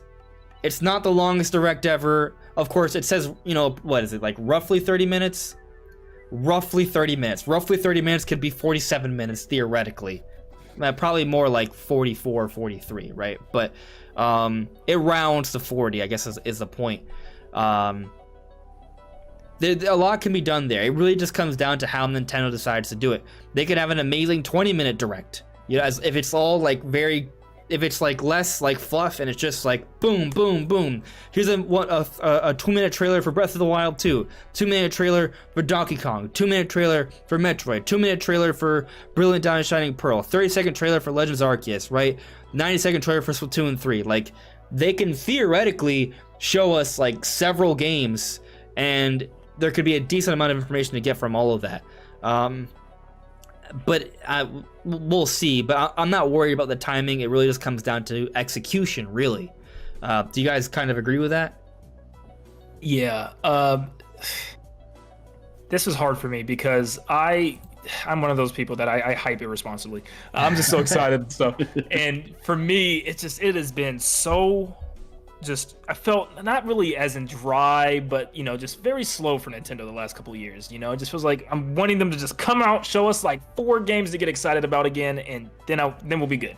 But yeah, Nintendo has a little thing that they do. I picked up on with Directs and stuff is they already have like, let's say 2 or 3 games that they know are going to be big games. and they have little segments where they, they're like, now we were going to talk about this new game coming to the Switch, and he'll snap and they'll go to like a 4 or 5 minute, talk about the game. They did that with Mario Golf in the last Direct. Right. And they already know like there's like 3 or 4 games that they're going to have segmented, but Nintendo's problem is the pacing. You may have 40 minutes, but man, there's sometimes where there's 25 minutes of just, what is this stuff? Like, like DC Supergirls, like, come on. They spent like 5 minutes on that. And I'm just like, Nintendo, come on. I'd rather watch 4 or 5 minutes of Mario Golf, or even more than that of Mario Golf, compared to just sitting there, waiting for the next big reveal. So, I don't know. E3s are always different. We don't know. Like, I remember there was that one E3 where they were showcasing Mario Odyssey, where they even told us we have 4 highlights of this Direct. Mario Odyssey was one of them. I think Octopath Traveler was another, and there was other ones. But that's what it's going to come down to. I think we're going to have like 3 or 4 games that are big. We're going to have our Smash reveal in the beginning. I think that's for sure going to happen. I think probably Breath of the Wild 2 is going to be the last thing, to end it off. But there's going to be like 2 or 3 other like big games that's going to be in there with their own little time. And there's going to be, some filler. There's going to be some stuff that, most people are going to be like, okay, this is okay. But, E3 is different than a Direct. It'll be, more focused on the big games. But 40 minutes is a long time. Like you said, if Nintendo can just keep it going, keep people interested, move on to the next thing, keep it rolling, that's a lot of time and a lot of stuff to be announced. Yeah, and I pretty much have to agree with you guys. How long the Direct is doesn't really seem to matter. We've had Directs that are a lot shorter, that are technically, I know the games are subjective, but not a lot of shovelware really showing off in those smaller ones. So hearing that's like 40 minutes, it's like, okay, that might be cool in theory, but we have to see what they show off first. Right. There could also be the chance where they show off, a game we know is coming, right? But it's one of their big games, and they talk about that for like 10 minutes, right? Or like 5 minutes, or whatever the case is. So like, the pacing does kind of depend. Like, they could spend a lot of time on a game you really don't care about, but at the same time, they could show Breath of the Wild 2 and then go into a full 5 minute, like, gameplay synopsis of the game, right? So it's honestly, it's just luck at this point as to whether or not you're gonna like what you see. I almost wonder, like, so for example, I think there's a pretty good bet there'll probably be a Smash reveal right at the beginning of the Direct. It's usually how it goes, right? Yep.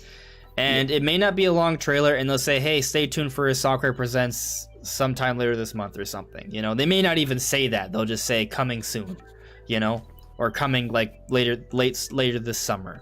But on that note, it does make me wonder, will we see other things like that? Because it is just 3 hours of Treehouse, it's not the conventional amount of time we normally get. Maybe they show off another Legends Arceus and Brilliant Diamond trailer, and instead of getting the Pokemon Presents this upcoming week, the Pokemon Presents comes after E3, right? And they use the Pokemon Presents to just sort of give us a hands-on demonstration for both of these games, potentially, So maybe they kind of like give us Treehouse and other segments afterwards, because they could totally do that. It would be different, which is why I'm not necessarily going to predict that, right? Because it's hard to sort of predict an entirely new pattern for Nintendo, but conceivably they could do that. And I'll actually say that there has been a rumor coming from Game Over Jesse, and I don't remember specifically how confident he was about this, but just something I heard from his channel, that potentially we're gonna get like a nice fully featured trailer for Breath of the Wild 2, and then at the end of the trailer, they may say, stay tuned for more news at a certain point. Maybe it's during the Treehouse. Maybe it's for a Zelda Anniversary Direct later on in the month or later this summer, and that's where we get more of those things sort of detailed, right? So maybe this Treehouse doesn't have Skyward Sword or Age of Calamity in there. Maybe it is just like a 30-minute segment for Breath of the Wild 2. Maybe Nintendo's smart, and they just release a demo for Mario Golf, sorry. And they don't waste an entire 30 minutes of Treehouse on that, right? And they show that and use that for Metroid and Donkey Kong, and they should totally do like a Pokemon game for the Treehouse, just saying. But like that should be there, and whatever else is new is showing off there, right? Maybe they show off Shin Megami Tensei 5 during the Treehouse. That's conceivable.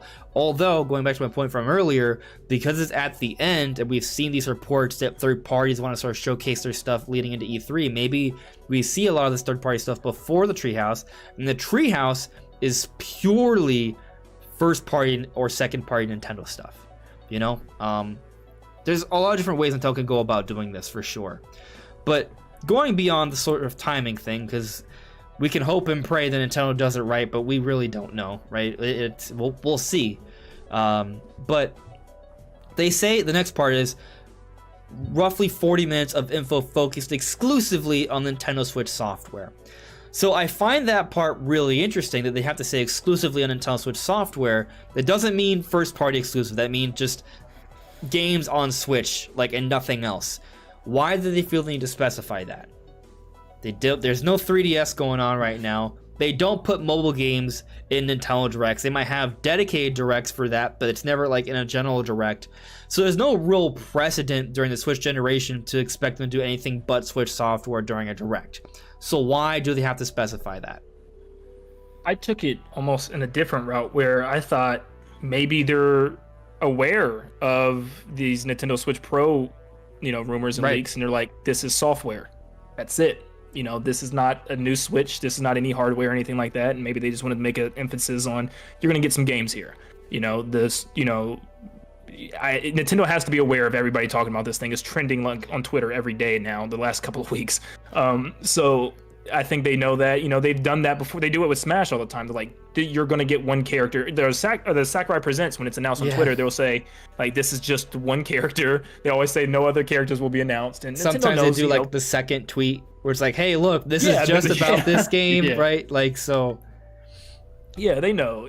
People hype crazily out of proportion, and unfortunately they have to say it. And regardless, we know Nintendo's going to have some third-party stuff in there. They're going to have some, extra, stuff that, lots of people, they want to just sit here and watch, like myself included. I love to have like some third-party games come to the Switch and stuff. But, during Nintendo's E3, I'm the type of person, I want to sit here and just feast on countless first-party Nintendo game announcements. That's what I want to see. But regardless, we're going to get, some third-party stuff. We're going to get some stuff that's going to be, quote-unquote, to some people, filler. But I don't think this is going to be any indicator that is going to be like less first-party stuff. I think it's more just them softening the blow for that, that inevitable Switch Pro. It probably won't be here, just to like lower people's expectations. Yeah, and I was more or less just going to say the same thing that you were saying about the Switch Pro and all that. I think the only thing I wanted to add on is that I think it's pretty much like a guarantee, practically, that we're going to see Shin Megami Tensei 5 at E3, just based on that leak that happened recently where they had the release date and like the whole collector's edition, like plot synopsis and all that. I just feel like that sounds like something they would put up after some kind of announcement, right? And since the closest thing to, the closest event to this leak would be E3, so I like to believe that Shin Megami Tensei 5 is almost like a shoo-in for being there. Yeah. I, even if it's not in Nintendo's Direct itself, which I think it probably will be, it's going to be shown off at E3. I 100% agree with that, for sure. There's just so many different things I want to get to, but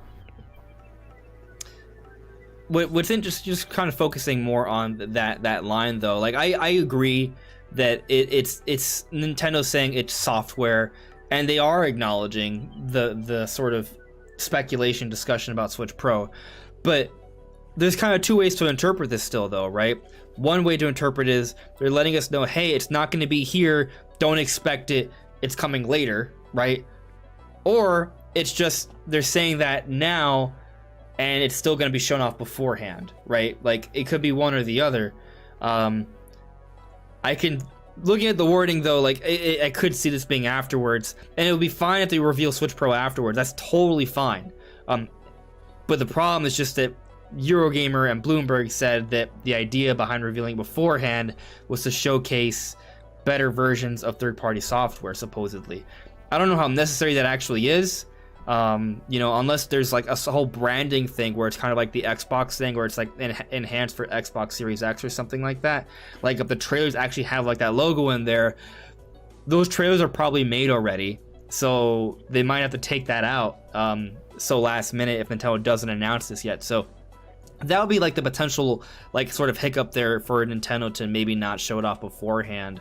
But they could have, assuming that's not an issue, they could for sure reveal it later on, and it wouldn't really be a problem. It'd be a problem for us because we just want to know, right? We just want to show it off already. But in the grand scheme of things, it won't really matter to them.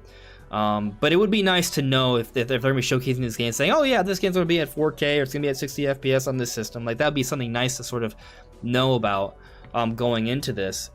But again, another sort of point to bring up here, because I know a lot of people do not believe the Switch Pro rumors. When you look at the Nintendo tweet, the fact that they have to specify that's very telling that something is happening. So, if you have doubt, just read Nintendo's tweet. It's indicative. Read between the lines. They definitely have, they're definitely keeping an eye on us, right? Talking about the Switch Pro constantly, seeing it trending constantly. There's also the possibility that maybe they are still trying to or planning to show it this week, and they decided to, word it that specific way to try to temper expectations for that announcement, because they could have just said that because they know, okay, look, we're gonna announce the Switch Pro this week, not at E3, so we can say this, and they're probably not going to be expecting the announcement when it does happen. There might be people who read that particular thing and thought, okay, the Switch Pro's not a thing, it's not real. Right, so it could be their way of trying to lower our expectations for the week and not expect it. Then suddenly, boom, they drop the news, and then people are like, "Oh, it's a thing, it's real. Oh my god," So good point. Yeah. Got another super chat here from Nate Esquega. Now that you showed me how to say it, I hope I got it right. Nate says, "I think Breath of the Wild 2 will be 2022. Sad face. Hope you had a good year at Ohio State Nintendo Land. Also, Andres, you were close. Esquega, sorry, I missed the beginning. You're good, buddy." Actually, that's a great conversational point. It kind of sort of gets to the next point here, which I'll touch on in a moment. But I just want to point out, we have hit over 300 concurrent viewers, which is a record for the channel.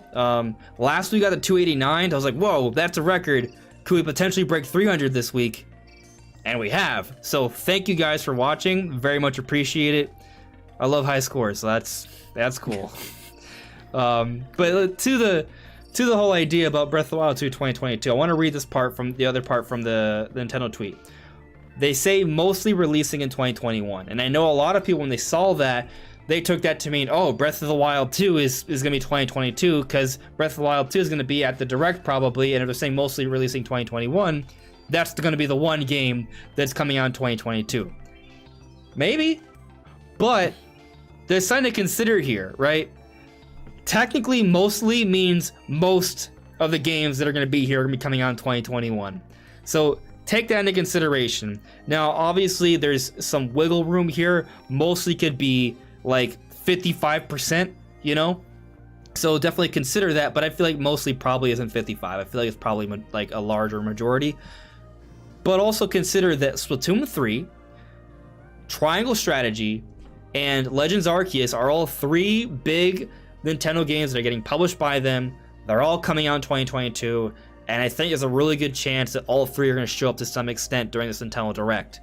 So with that in mind, if those three are already coming in 2022 and they're going to have a presence in this Direct, and then Breath of the Wild 2 is also a 2022 game, at what point does mostly still mean mostly in 2021, right? So I'm just saying, we already know about a lot of games slated for 2022. We know nothing about the second half, really, besides Pokemon. I don't think this tweet sells us when Breath of the Wild 2 is coming out. I'm not saying it's coming. I'm not saying for sure that it is coming out this year. That is my prediction. But, I don't think this tweet is actually telling of when Breath of the Wild 2 is releasing. What do you guys think? I'm a little torn, because if you looked at directs and stuff announced in the past, they would say on only games coming this year. And that means there's always going to be one or two announcements for the next year. They still do it. Right. Even though they said only for this year. But this one's saying mostly for this year. So now I'm thinking almost like, does that mean a lot of stuff is going to be announced for next year? Like that, Nintendo doesn't say that. But then also you could say at the same time, Nintendo has had directs in the past where they said games this year and next year will be announced. So who knows? But, like you said, Breath of the Wild 2 is still an unbelievable mystery to me when this thing is coming. I truly do think it's coming this year, this holiday still. I hope it does, because what in the world is coming? We do have the Pokemon remakes, yes. But, we gotta have that big first-party Nintendo, banger to come for the holiday season. And yes, there's stuff that can replace that, of course. That big 3D Kirby could be, they're already talking about as the peak pinnacle of the series. This could be that big holiday game still, the way they're talking it up. But Yeah, I do think there, like you said, you already know Splatoon is coming. It's a little scary. I feel like, there could be a lot of stuff coming just next year, and then this year we're still left with like, what's coming? This has been happening. I feel like, that happened last year. What was our big holiday game? What was our big holiday game? And then it ended up just being, Age of Calamity. And but at least it was something, right? Like people were thinking it was nothing. Like we're in September, we didn't even know about that. Yeah, and that's the thing. Yeah, I mean, for somebody, because I'm the biggest fan in the world of Mario Sunshine. So, I mean, to have that again on the Switch, that was my holiday title. I'm set. I ran out. But good taste. Yeah, that's the thing. You never know. Yeah, you never know, Nintendo. Breath of the Wild 2, please be this year. That's all I can say. But hopefully, this is not too oversaturated for next year. Yeah, on my end, I would say I kind of agree with Andres on the release date thing on Breath of the Wild 2. Like, I don't really feel like this is telling us anything in terms of when that game's releasing, because they could easily just say, okay, Breath of the Wild 2 is coming out 2021. That just means the door is open for some other 2022 game. So it doesn't really mean anything. That could be the 2022 game, and that could be releasing this year instead. All that really changes is that, how many other games are going to be talked about that's not coming out this year. And I know in the holiday we do, like, if the leak is accurate, there is Shin Megami Tensei 5 in November. So at least in November we know we got Pokemon and Shin Megami Tensei 5. Right.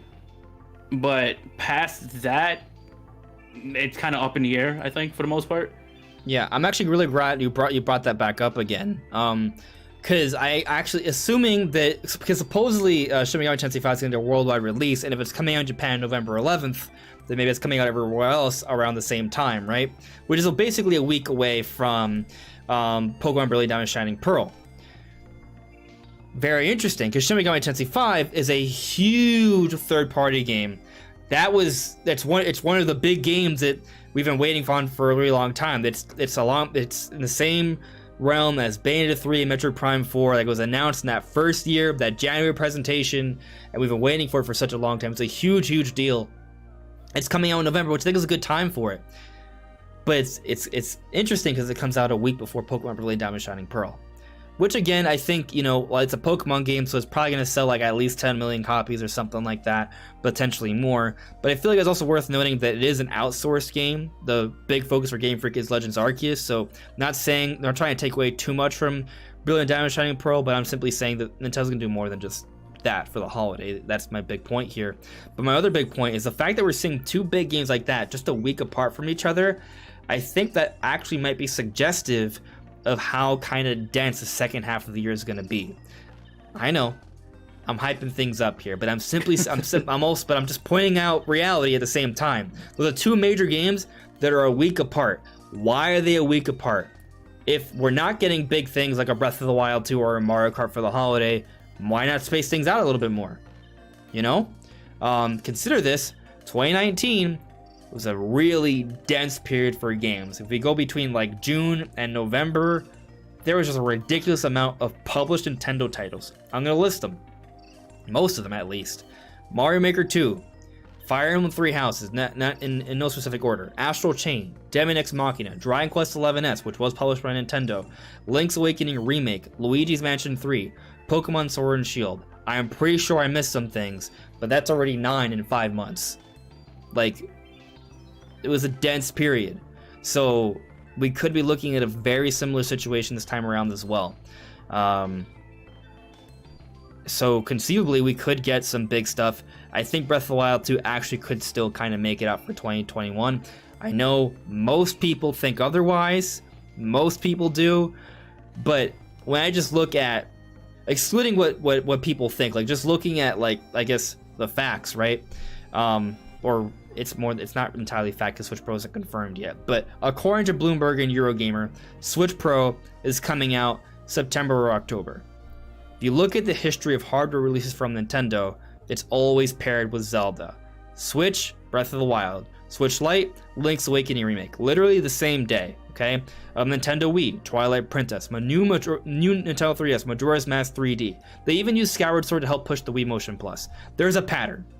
So why wouldn't Nintendo use arguably one of their most ambitious game in development right now, say for Metroid Prime 4, to push hardware that's probably maybe even a bigger, I don't know if it's a bigger deal than Switch Lite in terms of sales potential, but it's a big deal.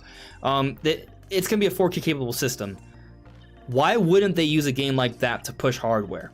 So it would be strange for me if the system comes out, say October, and there is no Breath of the Wild 2. To me, that's just strange. I know a lot of people, a lot of smart, intelligent people that I respect are saying that that's what's happening, but not based off any sources, just based off speculation, right? I think just based off Nintendo's track history, it makes sense for them to come together. Now, if you don't think Breath of the Wild 2 is ready, then maybe Switch Pro shouldn't come out at this point. Although maybe you could argue that this is just going to be one of those situations where Nintendo won't follow the pattern because they need to get Switch Pro out this year and Breath of the Wild 2 will just have to wait. Maybe that's an option, right? If you look at both PlayStation 5 and Xbox Series X, right, there's a lot of cross-platform stuff, but there's also like a lot of games that are just enhanced versions placed on those systems, and they didn't necessarily have a really strong launch lineup either. So maybe, you know, the big draw for Switch Pro isn't necessarily having one big new game that really showcases it. It's just about having a lot of older games just enhanced on it. You can make that argument. I still feel like Nintendo wants to have like one big game coming out around that time to sort of push it. But with that in mind, and simply the fact that Breath of the Wild 2 has been in development since at the end of 2017, there are interviews that confirm that, and that it's a sequel, we're using the same foundation as Breath of the Wild, like how much longer is it going to take? If it comes out in 2022 for March, that's 5 years. It's a sequel using the same engine. It should not have a similar development cycle as the initial Breath of the Wild. That's usually not how development goes. But of course, COVID did delay things, right? So of course, there's a debate here, but that's one of the reasons why I really want to see the Switch Pro announcement, because conceivably they could give us like an overview trailer. They show off just like a lot of enhanced current existing Nintendo games, and they kind of talk about the system. But at the very end, especially if this is like right before E3, it would shock me if they like tease like something that's gonna be at the E3 Direct. Like what if they show us like 5 seconds of Breath of the Wild 2? If they do that, to me that's gonna like confirm in my mind that Breath of the Wild 2 is actually absolutely a launch title for this, right? Like if they use it as part of the marketing, which is possible. But again, we don't know that yet. Nintendo hasn't confirmed it yet. They haven't announced a trailer. Who knows? Maybe that was their plan, and maybe they pulled the showcase trailer because they realized Breath of the Wild 2 is not going to make it out. So they're going to delay their announcement for the Switch Pro afterwards, figure out another launch game, and Breath of the Wild 2 is coming on 2022. Like, that's possible, right? We don't know. I don't know. I think I'm still maintaining my prediction. Breath of the Wild 2, 2021, October. Because I feel like October is a good holiday release month. We've seen Mario Odyssey come out during that time, Luigi's Mansion 3 come out during that time. Both these games sold over 10 million. Breath of the Wild 2 is in that same sort of sales potential there. So I think like a late October, maybe October 29th, which is a Friday, 2 days before Halloween, which is fitting for a really dark Zelda game. And it's a few weeks away before those other games in November for Switch Pro. Like I think it could happen, but that's my take right now. Obviously, we'll see. You never really know until it happens. March 2022 would still be a fine time for Breath of the Wild 2, I guess. Yeah, agreed. Yeah, I think that makes sense for the most part. I will say, just for the record, that if that ends up being the case and they release Breath of the Wild 2 around then, I don't think I'll be able to play Shin Megami Tensei 5 and Pokemon in time. A game like that is going to take up multiple months for myself. Good point. I mean, but I think that's just what's like. Some people may argue that's a good argument for why it won't happen, right? Like because there's other games to play, but I don't think so. I think the games are going to come out because they need to get them out. Yeah, I don't think it's really going to affect it because we've seen games release like Shin Megami Tensei 5 and Pokemon are releasing pretty much like a week apart from each other. I think there was also Fire Emblem Warriors that came out like the week before Mario Odyssey did. So I don't think Nintendo typically cares about how much time you have playing in between these games. Yeah. But Alanja, I know you sort of agree with me, but do you have any sort of like other thoughts to add about the whole like release date situation for Breath of the Wild 2? I think we're going to know right away when we see that trailer, because here's kind of what I'm thinking. Because if it's coming this year, I feel like they almost can't end the direct with it, because if you're ending a direct, it's just a trailer. It's just like it's going to be a 2-minute trailer, and then that's it. That's the end of the show. Whereas if it's coming at the end of the year, I feel like they almost want to have a segment for it during the direct where they have some time to, a little kind of elaborate on what the heck is going to go on with the story, what's going on with the game. But maybe they end the direct with it, and like you said earlier, have a Zelda direct later on, where it's Zelda's anniversary, and then they can have more time there to showcase the game. But either way, if a game's coming out in October, I feel like they're going to need to touch on it a lot more than just a 2-minute trailer. This isn't like, with the first game where they had plenty of time in between. They had time to show off the Switch itself, and then it comes out. But, if this is the case, I'm guessing that they are going to end the show with it. I think it is a perfect way to kind of just end the show, unless they have something crazy like the next Nintendo Kart, or Mario Kart, whatever it is. I think, Breath of the Wild 2 is going to be the one to end the show. They're going to start the direct with the Smash reveal, get it hyped, get everybody going, and then end it with Zelda Breath of the Wild, because chat's going to be losing their minds at the end of the show, and there's no Zelda yet. Hold on, there's one last thing. We're going to be 35 minutes into the direct, and Zelda would not have been mentioned at all. I'll be freaking out. Like, I know that's what's going to happen, maybe, but it's still going to be freaking out. Like, I wish Nintendo told us that Breath of the Wild 2 would be in the direct. Like, they didn't even say anything. That kind of just... It gets me uncomfortable. Yeah. No, I am so sure. Like, I am 97% sure that there is going to be... with great confidence that there's going to be some type of Breath of the Wild 2 mention here. Like, like you said, Aonuma came up the first time with Age of Calamity, and he even mentioned it. He goes, we don't have news on Breath of the Wild yet. And then he shows the Age of Calamity trailer. Then he comes on again. Still don't have news on Breath of the Wild yet, but it's coming soon. Trust me, it's coming soon, but here's Skyward Sword. This is it. This is soon. The last time he said that was at the direct in the spring, so this is the soon. It's happening. 3 strikes and you're out. How much? I'm hoping. See, look, I'm hyping irresponsible right now, so I gotta calm down. But I'm so, like you said, we're 36 minutes in, and there's no Zelda talk. I am gonna be sweating. Even though I'm still expecting it to be at the end, I'm gonna be sweating, but... yeah, I'm expecting it to be here. I think best case scenario, it'll end with Breath of the Wild 2. We get a full trailer, maybe an official title that's not just Breath of the Wild 2. Yeah. And then they'll say, oh, stay tuned for an hour of gameplay at Nintendo Treehouse or something like that. Give us an hour Breath of the Wild 2, 2 hours for everything. Like, everything else can get 15 minutes. Like, that's fine. You can do like 6 or 7 games in those final 2 hours. Give us an hour of Breath of the Wild 2. Like, that would be perfect. I think everyone would be okay with that, right? Oh yeah. Yeah, just give us a good chunk of Breath of the Wild 2 and like do an equivalent of speed dating with the other games. Keep it going. Yeah. That would be fine. They'll probably do more Treehouse later on in the year, but I don't think anyone's going to complain about that. Yeah. So I've seen some conversation in the chat just kind of about like the timeline of things, right? And Len, you sort of already kind of touched on it in terms of like how much time they need to sort of market the game. Like, I've seen some people argue that, they're marketing Skyward Sword right now. Why would they start marketing Breath of the Wild 2 this June for it to come out, say, October or December or something, And I guess I see it a little differently. So, like, you could argue they've been marketing Breath of the Wild 2 since June 2019 because they gave us a trailer for it, right? Like, if the argument for the marketing cycle to sort of be started is just that initial trailer, then that's how long Nintendo's been marketing Breath of the Wild 2. But I don't think that's really the point, right? The real point is that, like, active, like, marketing, like, talking about the game through social media and things of that nature, putting out commercials, right? Well, if we talk about it in that sense, Skyward Sword isn't going to really have that long of a window because just 2 weeks ago, they started that for Skyward Sword. Like, they had the initial trailer, right? Maybe they mentioned a couple things, like, the day after the direct, but that was pretty much it. Like, they only just now started giving us more information about the game through social media with the Zelda amiibo, right? The Zelda Loftwing amiibo. That was 2 weeks ago. The game comes out in July. So, I mean, where are we? Like, so at the end of May, so like a 2.5 month window is the marketing cycle for Skyward Sword. If they push Breath of the Wild 2 now, and they have this, and they have a Zelda Direct later, or more Treehouse for extended footage later, and they're sort of pushing that, and it comes out the end of October, well, that's the month 10, 6, like that's, almost a 5 month window, twice as long, theoretically, than Skyward Sword. And if it comes out December, then you add 2 more months to that, right? Or like a month and a half after that. Like, there's still plenty of time to do that, especially when you consider that, like, for the Switch itself, yeah, the overview trailer for it came out, or the first look came out October of 2016.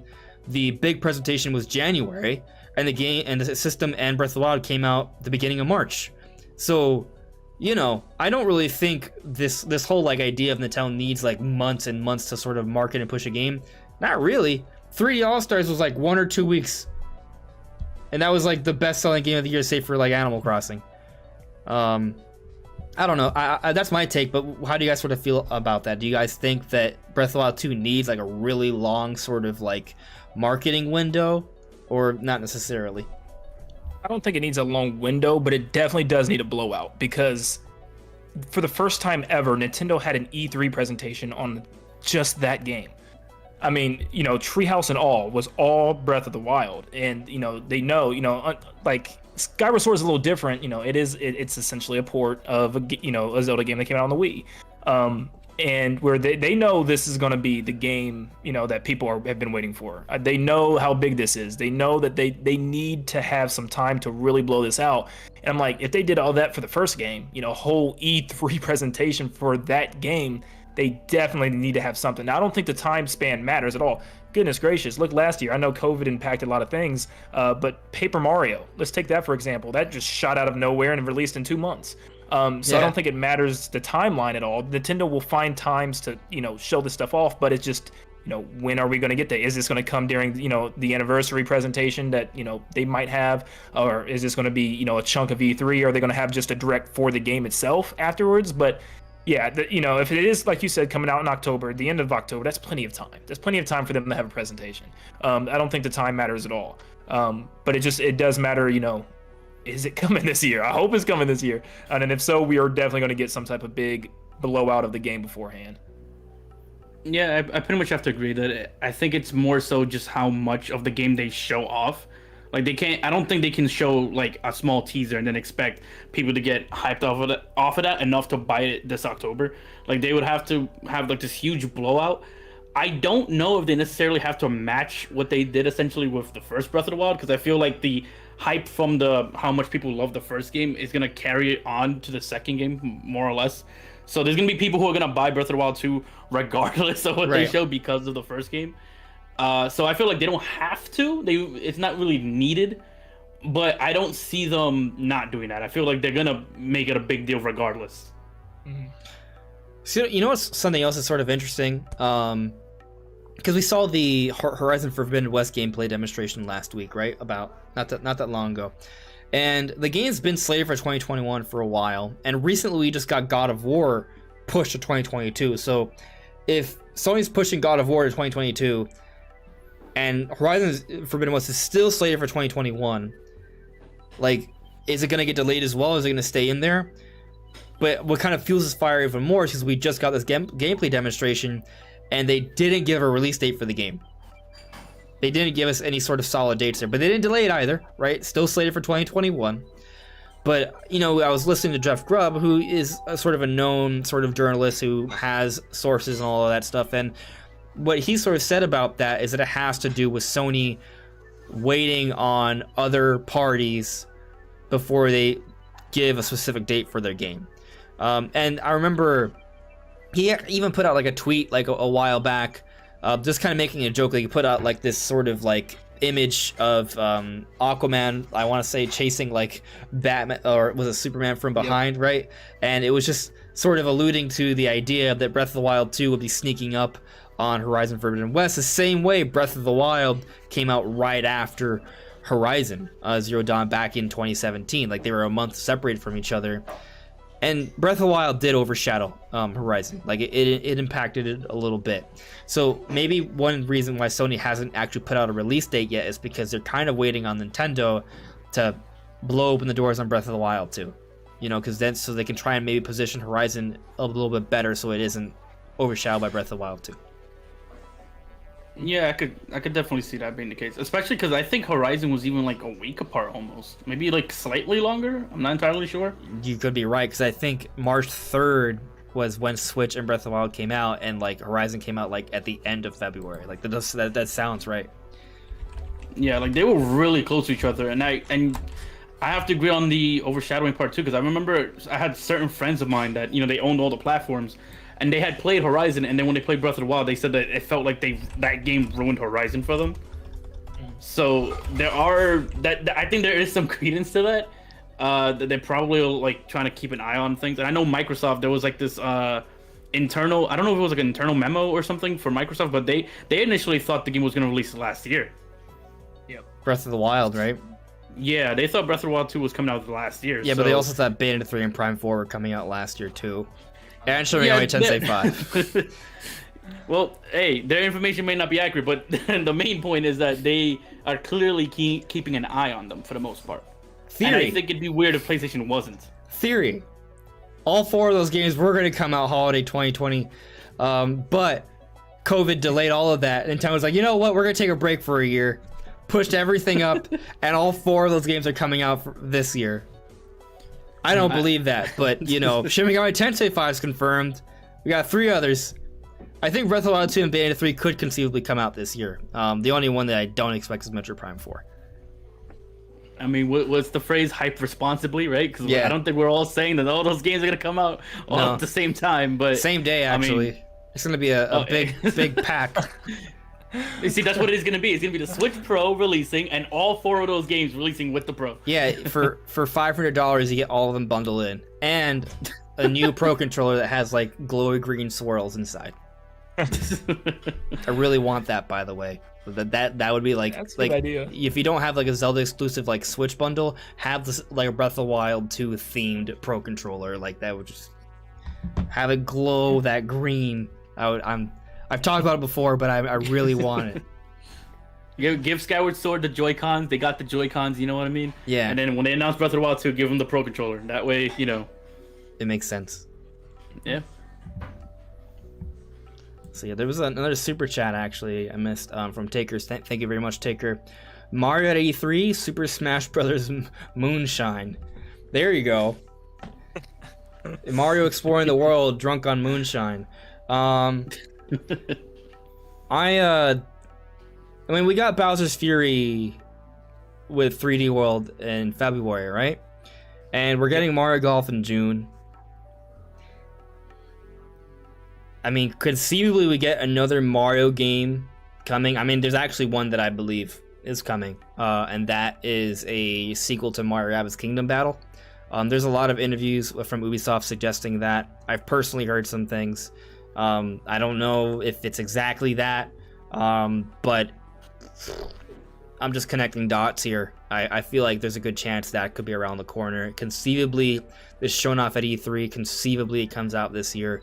And it's got Mario in the title, so you know, conceivably that I think there's a decent chance. Yeah, I don't think we get any like Mario mainline. That we're not hearing nothing.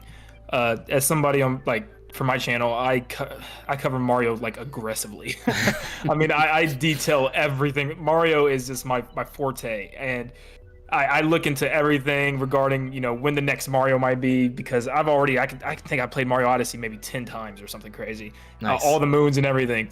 And yeah, as much as I would love to see a new Mario, we're not saying Mario here. We got Bowser's Fury, which honestly, Bowser's Fury felt almost like a, you know, exploration type of thing that they were doing, like testing the waters with something new, because you know, lots of people complain Mario Odyssey was too easy with the moons. You know, ground pound here, go walk in this shop, here's a moon. Where if you played Bowser's Fury, you'll notice like lots of those, you know, shines were very, you know, labeled, like you had to do a lot of things for those. Like there was little obstacle courses, or you had to completely, you know, do a task. And, you know, I felt like they were almost exploring something there. Like the world was massive. It was one giant world. And I thought maybe they're gearing up for something in the future, but not this year, you know. Maybe we'll hear something about it next year. I don't think we're getting anything Mario, but you know, maybe a side, like maybe like a Mario Party. I don't know. Yeah. Like you said, maybe a Kingdom Battle, something like that. I would personally love to see something with Mario and Luigi come to a home console, but who knows what's going on with Alpha Dream now? Because since they went bankrupt, and I don't know if Nintendo could have bought them. I don't know. But I would really love to see Mario and Luigi come back. But as far as mainline, I don't think we're seeing anything. Yeah, we're definitely not going to see anything mainline wise. I think it's somewhat possible to see some kind of spin-off title, like you mentioned, Mario and Luigi and games like that. And Bowser's Fury does feel, it felt almost like I was playing like a demo of like something for another game much bigger, right? Like I really liked the idea of the game, and I kind of wanted to play more of it, but it was such a short, like, sweet thing that was in 3D World. It was actually a demo for the 3D Donkey Kong. Maybe. Who knows? What if? I mean, ideas are spinning. I think, if anything, I think that like a spin-off like title is possible. Anything that's just like a traditional like platformer Mario, I don't really see happening. But yeah, that's pretty much it. Yeah. I would. Yeah, I'm not even sure if we get another 3D Mario on Switch. Mario Odyssey and 3D World plus Bowser's Fury. I mean, 3D World plus Bowser's Fury is maybe the best Wii U port. Like, just in terms of, like, enhancements and content updates. Like, it's... I mean, I bought 3D World purely for Bowser's Fury. And I'm fine. I don't mind. I put in, like 10 hours, and it was great. I loved it. Really good. But, of course, they enhanced the visuals. There's a lot of quality of life updates. Like, 3D World plus Bowser's Fury that was a quality thing they put out there. So, given that effort there, I really don't feel like there's any sort of major 3D Mario coming out this year at all. And conceivably, we don't see another one until the Switch 2, but maybe it's like a launch title for the Switch 2, you know? Because we're getting Breath of the Wild 2 now, and this is a sequel. We're using the Breath of the Wild engine, and they're still taking this long for it to come out. How long do you think it's going to take for the next big 3D Zelda? It's not going to be a couple years. It's going to be like a handful of years, right? 3 at best, but that's like a best case scenario. More likely 4 to 6. I do feel like Nintendo's probably going to try and do a better job of getting it out sooner, but regardless, it's not going to be ready for the Switch 2 is my point. So Nintendo's going to need a big launch title. Maybe 3D Mario, maybe Mario Kart 9. It's got to be something. So, you know, I feel like Nintendo is probably already considering that. Now, you could argue that maybe Nintendo's not really going to handle things in the same way anymore. Maybe we're going to sort of transition, and it's going to be a lot more like how Sony and Microsoft are doing, where it's going to be a lot of cross-platform releases, and there may not necessarily be like one big like killer app to push the system. But I'll tell you, they didn't have a killer app for the Wii U, and what happened? It was Nintendo's worst-selling console. So I definitely think they probably should have something to kind of push sales for it. A little bit of a theory with that, where it feels like Nintendo's recycling. Like, they're going back to what they did year one. We have Splatoon 2 coming next year sometime. We don't know when. And there's lots of, speculation that Breath of the Wild 2 could be coming first. So, like, what happened 2017? We had Breath of the Wild, we had Splatoon, then we finished with Mario. So what if we could get something like that? So we're, let's say Breath of the Wild 2 comes out, if not at the end of this year, beginning of next year. Then boom, Splatoon 2 comes out in the summer next year.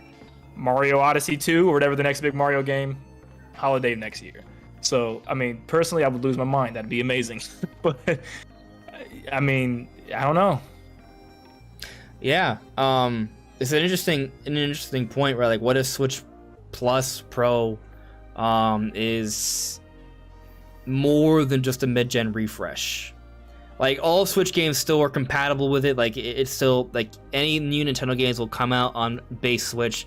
But what if it is kind of meant to be not just, like, a new 3DS sort of situation, but maybe almost like, like iPhones, right? Like the next iPhone, and Switch games will still work, but maybe 4 years down the road, Switch won't be able to get new games anymore, but Switch Plus will, but there'll be like already like a mid-gen refresh for Switch Plus, like what if it becomes a situation like that where it's no longer about, new console, hard divide, it's now a lot more blended, and to your point, maybe there is like a bit of a recycling, and 2022, or maybe it starts now, right? Maybe the window isn't exactly the same, but they kind of have like this set of games ready to sort of push the new hardware.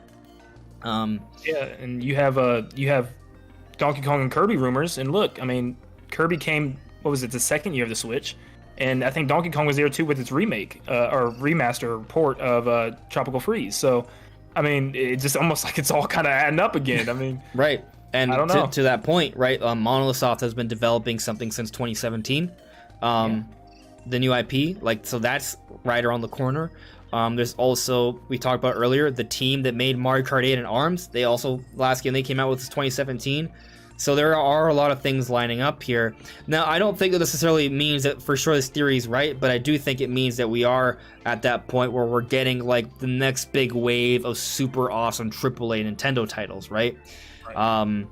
And so regardless, I think it does mean that we're in for a really awesome close to 2021 and a really great 2022. Like, I think that's something to look forward to. What that means hardware-wise, it's kind of hard to say, which is another reason why we're kind of really waiting for what this Switch Plus is. Like, what is it exactly? You know, that's going to kind of be very telling. Yeah. But just checking a couple super chats here, and then I think we'll jump into some Q&A. Taker610, thank you very much. Zelda 35th, September to March. Breath of the Wild 2, November. New 2D Zelda, March. There are some rumors about a 2D Zelda. That would be... If Breath of the Wild 2 comes out October, 2D Zelda in March, not out of the question. I feel like it'd probably be a little bit later into the year, though. And I also don't think Nintendo's going to handle Zelda's anniversary in the exact same way they handled Mario, but if they did, the timing does work out. Like, it does. But for example, we're getting Skyward Sword in July, but maybe Skyward Sword's like the Paper Mario of last year, you know? Where it's from the franchise, but not necessarily a part of the anniversary direct. So it's kind of tricky there. I don't know. I do think a 2D Zelda's in development. I'm just skeptical. I don't want to say that it's coming out like 4 months after Breath of the Wild 2. Yeah. If we get any, I mean, I've had this, kind of thought, like, they did Link's Awakening. What about the Oracle games? They could do that in that same art style as well, in the same engine, and make it like a little 2-pack, like it's a Pokemon release. Like, or you can get both of these games, or you could, pick and choose which one you want. That'd be cool. People are gonna be mad because I know Nintendo's not gonna drop down the price. It's still gonna be probably $60 for both the games. But as far as what else they could do with the 2D Zelda, I don't know. I mean, I think the only recent one they kind of made was it Link to the Past or Link Between Worlds? That was based on Link to the Past. So, I don't know. I don't know what they do with a completely new story with the 2D Zelda. I mean, that'd be interesting, but yeah. Yeah, I mean, I would love to see a new 2D Zelda because we haven't really, like, I mentioned this the last time I was on the podcast, but essentially, like, every 2D Zelda we've had for a while was typically kind of like derived from some kind of older Zelda game, right? Yeah. So they could probably do that where they remake the Oracle games like you mentioned, or maybe they could do a Link Between Worlds situation where they take like an older title and kind of like reuse the world and remake it to look a little better, and then make a sequel essentially where it's just like last time I was here we talked about how the Oracle games had like a third version at one point in development. That was your idea. And they could easily make that third version with the new art style and everything and treat it as like a sequel to the Oracle games. Good point. Yeah, conceivably that would be certainly possible. Nita Squega with the super chat. Thank you. Is it not Splatoon 3? Yeah, it's Splatoon 3. And actually, there's this idea that I've had. I'm kind of curious what you think of it, Landon. I'm Shifty. I'm not sure if I talked about it with you from last time, but because you guys know of Samus Hunter, right? Like, I had a chat with her, and this is the day we got the Pokemon release dates, and I was curious. It's like, okay, so if Legends Arceus is coming out in January, and Brilliant Diamond is coming out in November, where does Zelda come out, right? Where does Splatoon 3 maybe come out? Like, I was thinking, does that mean Breath of the Wild 2 is coming out in March? But then I thought, wait, what about Splatoon 3? So that's why I asked her, like, hey, what do you think of Splatoon 3? Like, do you think it come out within the fiscal year? And what she told me, and again, we don't know if she's a real leaker or not. I feel like she has a really, really good track record, so I definitely take what she says with some credence. I'm not saying it's any of it's like 100%, but definitely like it's something I sort of consider at least. And she said that Splatoon 3 was planned to come out by the end of the fiscal year, assuming there were no delays. So, and when I thought about it, I was like, you know what, that kind of does make sense, because why else would Nintendo have revealed Splatoon 3 so early on for that February Nintendo Direct, especially when it seemed pretty far along, in my opinion. Like, I know some people sort of complain about the visuals to some extent, but it still looked pretty good to me. And they showed us customization options for the actual avatar. They showed us a little bit of what I'm assuming is a single player sort of walking through that sandy desert environment. They showed us the lobby, the hub area, and they showed us multiplayer battles. Like, that's a lot to show off for a game that supposedly is more than a year away, right? And they gave us 2022. Like, why would they do that? When you consider that, I feel like it does. If it's coming out, say, March, then it makes sense. Otherwise, it is kind of strange that they showed it off so soon. Especially if we get like a lot of Splatoon 3 information in this Direct, then I would say, yeah, like it makes sense for the game to come out in March, right? But Nintendo hasn't told us what games they're focusing on in the Direct, so we don't know that. But I can kind of see it. It makes sense to me. And if the Switch Pro is coming out, say October, considering the history of how Nintendo pushes their hardware, Breath of the Wild 2 does make sense for that period. So then we're looking at Breath of the Wild October with Switch Pro, Pokemon and Shin Megami Tensei in November, Legends Arceus in January, and Splatoon 3 in March, which may seem crazy, which may seem like a lot, but Nintendo always puts out a lot of software when they are coming out with new hardware. Look at 2019, we talked about it earlier, how it was jam-packed. Look at 2017, how it was the best year of all time. So, like, I think it makes sense, but I'm just kind of curious, do you guys sort of think Splatoon 3 could conceivably be a March title, or is that perhaps just a garbage rumor? I think E3 is going to show a lot. It's going to tell us a lot. Because if it's going to be there, I think it is going to be early. I think it's going to be early next year.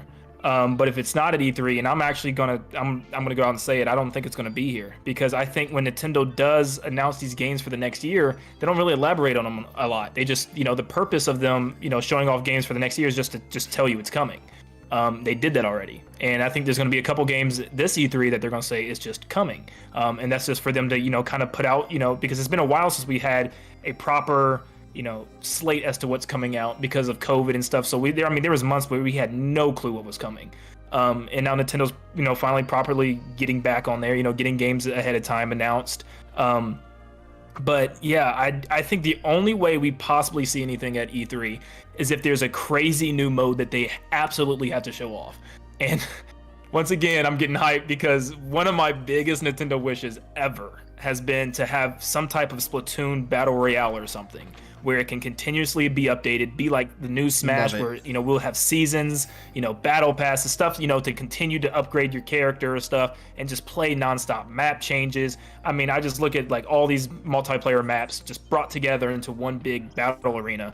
And I said that would be something that they could show off at E3, and maybe like most battle royales have, maybe the battle royale itself is free, eventually. Maybe that's coming earlier before the game. Here's the battle royale. You can play it for free at the base level, and then here you can buy the game so that you can have these costumes and clothes that you can put on your Inkling, and you can have the multiplayer and the solo campaign and everything by buying the actual game. But yeah, you can play it for free like you can with Fortnite, like you could with Call of Duty's Warzone. You could play that for free if you want to. That's the only way I'd see possibly it coming at E3, is that they really want to push something that's in the game. But if not, it's not coming. I don't think we're going to get any word of it yet. I think it's the perfect Treehouse game too, if you really think about it, considering it's a competitive game. So I could see, if it shows up at E3, I think it's going to be one of those games that gets a lot of attention on the Treehouse, maybe more so than even the Direct itself. Sure. Maybe if they show it at the Direct, like you mentioned, there would be some kind of like new mechanic, maybe, or new mode, just to like, sell you on the game. Because I feel like they showed us the campaign because that's typically the newest thing that's always going to be there. But Nintendo, they don't like to do things half-baked. They like to have like some kind of like new mode, some kind of new mechanic added in some way.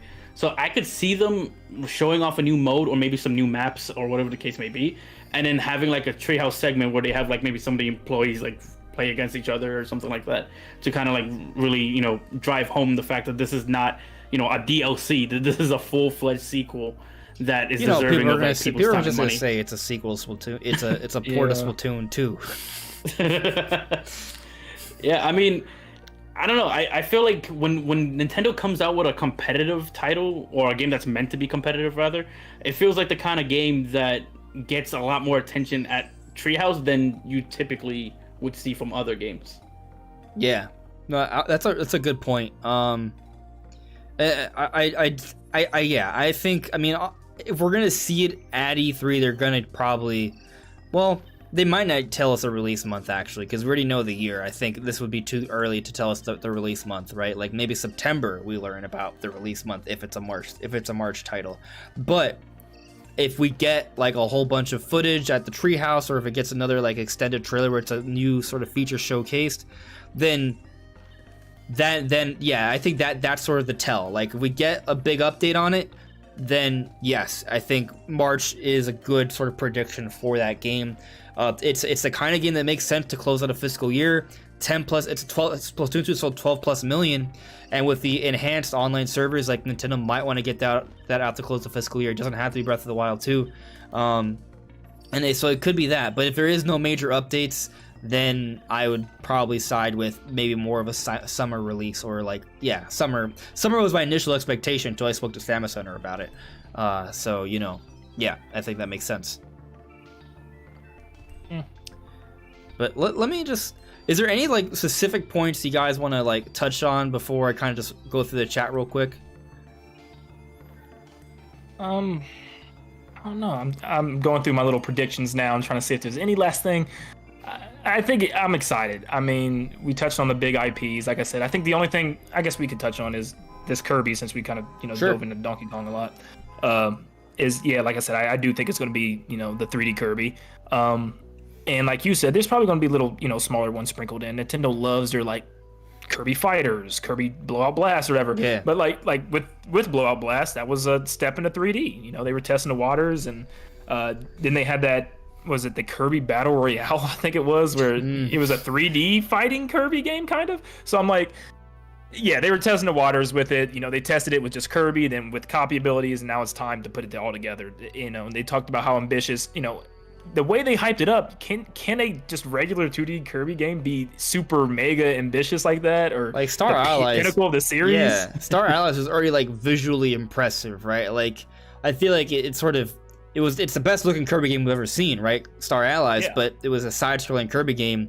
I mean, they could come up with some cool gameplay mechanics, but I'm inclined to agree that if they're trying to make the most ambitious Kirby game of all time, I mean, it might just be hyperbole, but I'm inclined to think that maybe something different's happening. I don't know how a 3D Kirby would work because they've never done that before, right? Not really.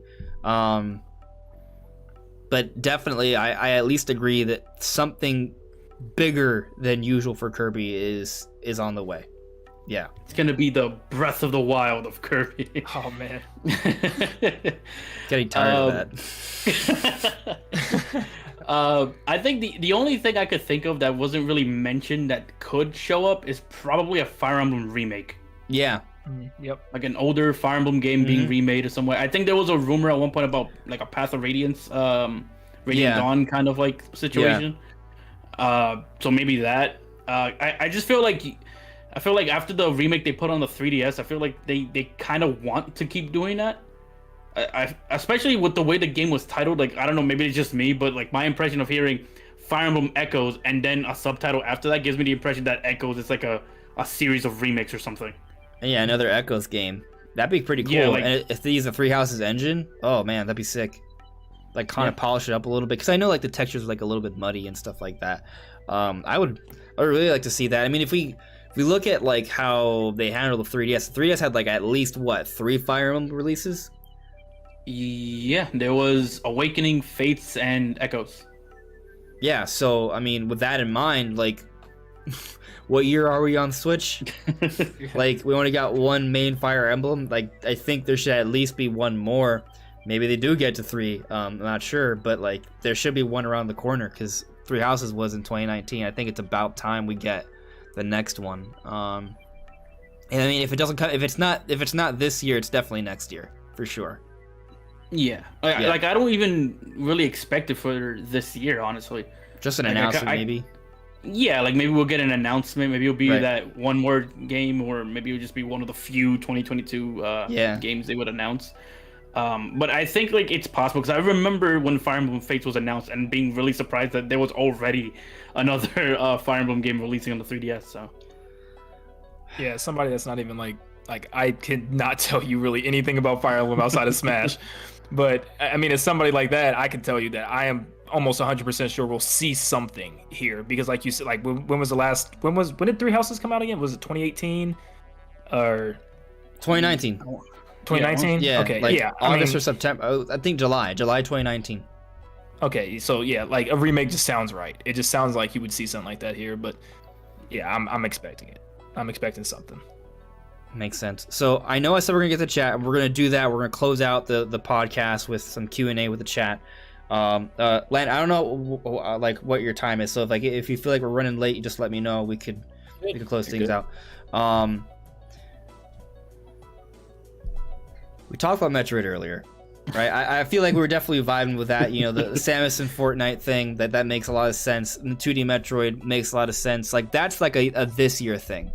But you know, I really loved how you were kind of talking about how like Nintendo likes to kind of give us like those trailers, just kind of starting to give us an idea of what's to come, right? Something to look forward to. I just think it would be kind of strange if Nintendo were to start talking about Metroid again and just not mention Metroid Prime 4. Like, it would be strange if they just didn't mention it at all.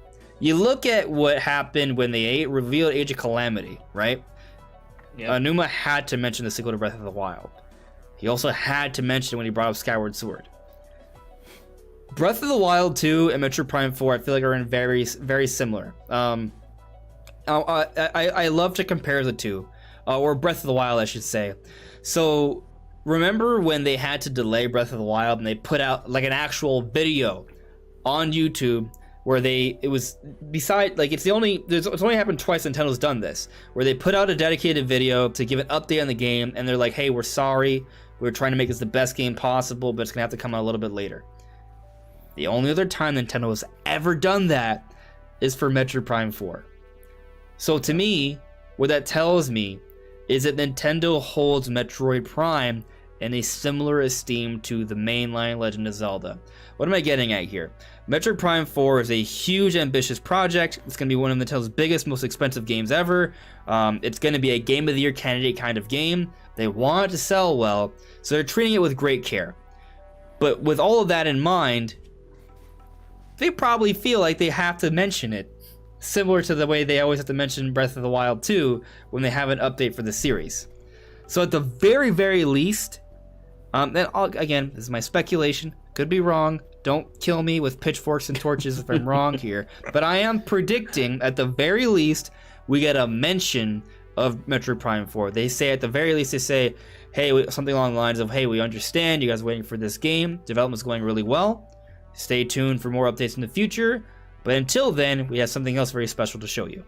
And then it goes 2D Metroid. And then there's some sort of Fortnite announcements at some point in the Direct or E3. Like that's like sort of my baseline expectation for Metroid. I also think Prime Trilogy HD is real, but I don't think we're seeing that until next year. But given the whole Switch Pro situation, if that is shown off, maybe they do give us like a teaser trailer for Prime 4 finally. Like, I was on the completely other end.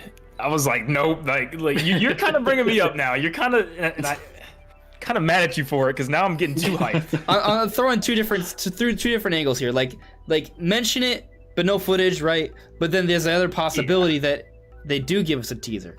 I'm siding with mention it, right? But I'm not going to overlook the possibility that we get a teaser, right? Especially if, and I know this is the overhype, overly optimistic side, right? I do think it's theoretically possible that Metroid Prime 4 is a holiday 2022 title. Like that's like a best case scenario, in my opinion, right? Best case scenario. But if it comes out then I can see Prime Trilogy being like an early sort of like first half of 2022 sort of release, right? And I think if that's all the case, then they should probably tease Prime 4 now. Yeah. I just, like you said though, it does, like they're assembling the Avengers for this game. It feels like, man. I mean, they've got every day I keep seeing they got this developer and this developer. I'm just like, this game's gonna go crazy. Like, this is gonna be exciting. Unless it's not, then it's gonna be super sad. But yeah, I have to. I'm gonna say no. I mean, I'm so like, just the fact that they had to restart this development makes me think, like, how bad was the first build of this game, to the point where they want to go even, like, they got to completely scrap. So I'm thinking, like, in my head, I'm like, this thing is not going to get talked about until maybe, like, we'll get the first trailer like next year, and still not even coming out until like 2023 or something like that. And it's sad because I just want to see this game, and I really do. I just think they're gonna, like, here's the 2D Metroid this year, and then that's it. And that's just Nintendo. And I think you did bring up there. That is true. They have been, bringing up Breath of the Wild 2 with Zelda. So maybe they will say something. I mean, I think at this point we'll be excited if they say something. Just, hey, it's not Metroid canceled. Prime 4 is not canceled. But I mean, it's so far-fetched for me on my list. I put it as one of the things that would be, quote unquote, the big surprise of the E3 presentation, even though it's not a new game. I put it on there, like, I put it on there along with Pikmin 4 and Mario Kart 9 as a big surprise, is to see anything with Metroid Prime 4. So I'd be through the roof if we get anything announced for it. Yeah, I mean, I'm with you on that. I don't really expect Metroid Prime to be there at all. At best, you'll probably get a like, hey, this game is, it still exists, and not much more than that, honestly. All I really see them doing is announcing the 2D Metroid, maybe mention that, the Switch version of Fortnite will get you like a exclusive skin or something like the other other platforms got with their characters. But I have a hard time just believing that I'm gonna see actual Metroid Prime 4. Maybe I don't know, maybe a CG trailer or something, like teasing something, I guess, but like I just can't imagine it. I could see maybe we get the teaser for Prime 4 at the Game Awards instead, because by that point Smash is gonna be done, right? Like, they're gonna need something hype for the Game Awards. And a Breath of the Wild 2, I mean, it could be a Breath of the Wild 2 trailer, like, that's another option, but just if Breath of the Wild 2 does come out this year, then I mean, maybe Prime 4 is like that Game Award sort of hype thing. But a lot of that does come down to how far along the game is. I do think that the game... Consider this for a moment. I think my window, my prediction for the release window for Prime 4 is somewhere between holiday 2022 to holiday 2023. Like, I don't see it. I don't see it coming out beyond 2023. I think of that 2024. Yeah. Like, no, like that's 7 years after it's announced. No, so latest 2023 holiday, earliest holiday 2022. But with that in mind, right? You look at what's happening with Breath of the Wild 2. Some people are arguing it comes out next year, but they gave us that sort of initial teaser trailer. Summer 2019, right? We're approaching 2 years since then, right? If the game even comes out for this holiday, which is me being optimistic, right? Or all of us being optimistic, I guess. Like, that's 2.5 years since that initial teaser trailer. So if Prime 4 is coming out for holiday 2023, is it crazy to expect a teaser trailer 2.5 years out? Because that's what's happening with Breath of the Wild 2. Potentially even more so if it comes out next year.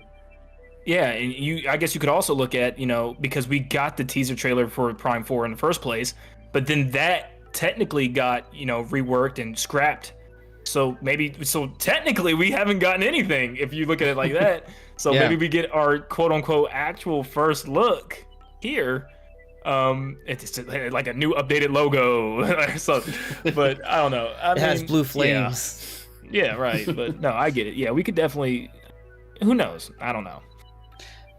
I think that it's not even that I don't think it can't. Again, my prediction is at least mentioned. I'm not expecting the teaser trailer, but I'm acknowledging it as a possibility, right? I think the thing that makes me not want to like fully predict that it'll be like an actual Prime 4 teaser is that there's just a lot of other things Breath of the Wild 2 is going to be the hype thing. There's going to be at least one Smash character. Bayonetta 3, which we haven't really talked too much about, that has a really good chance to be shown up. Bayonetta 3 is coming out before Prime 4. Like, oh yeah, that wasn't. They did not restart the development for that, and they were announced in the same year. So that's going to be talked about. Shin Megami Tensei 5, right? The 2 Pokemon games.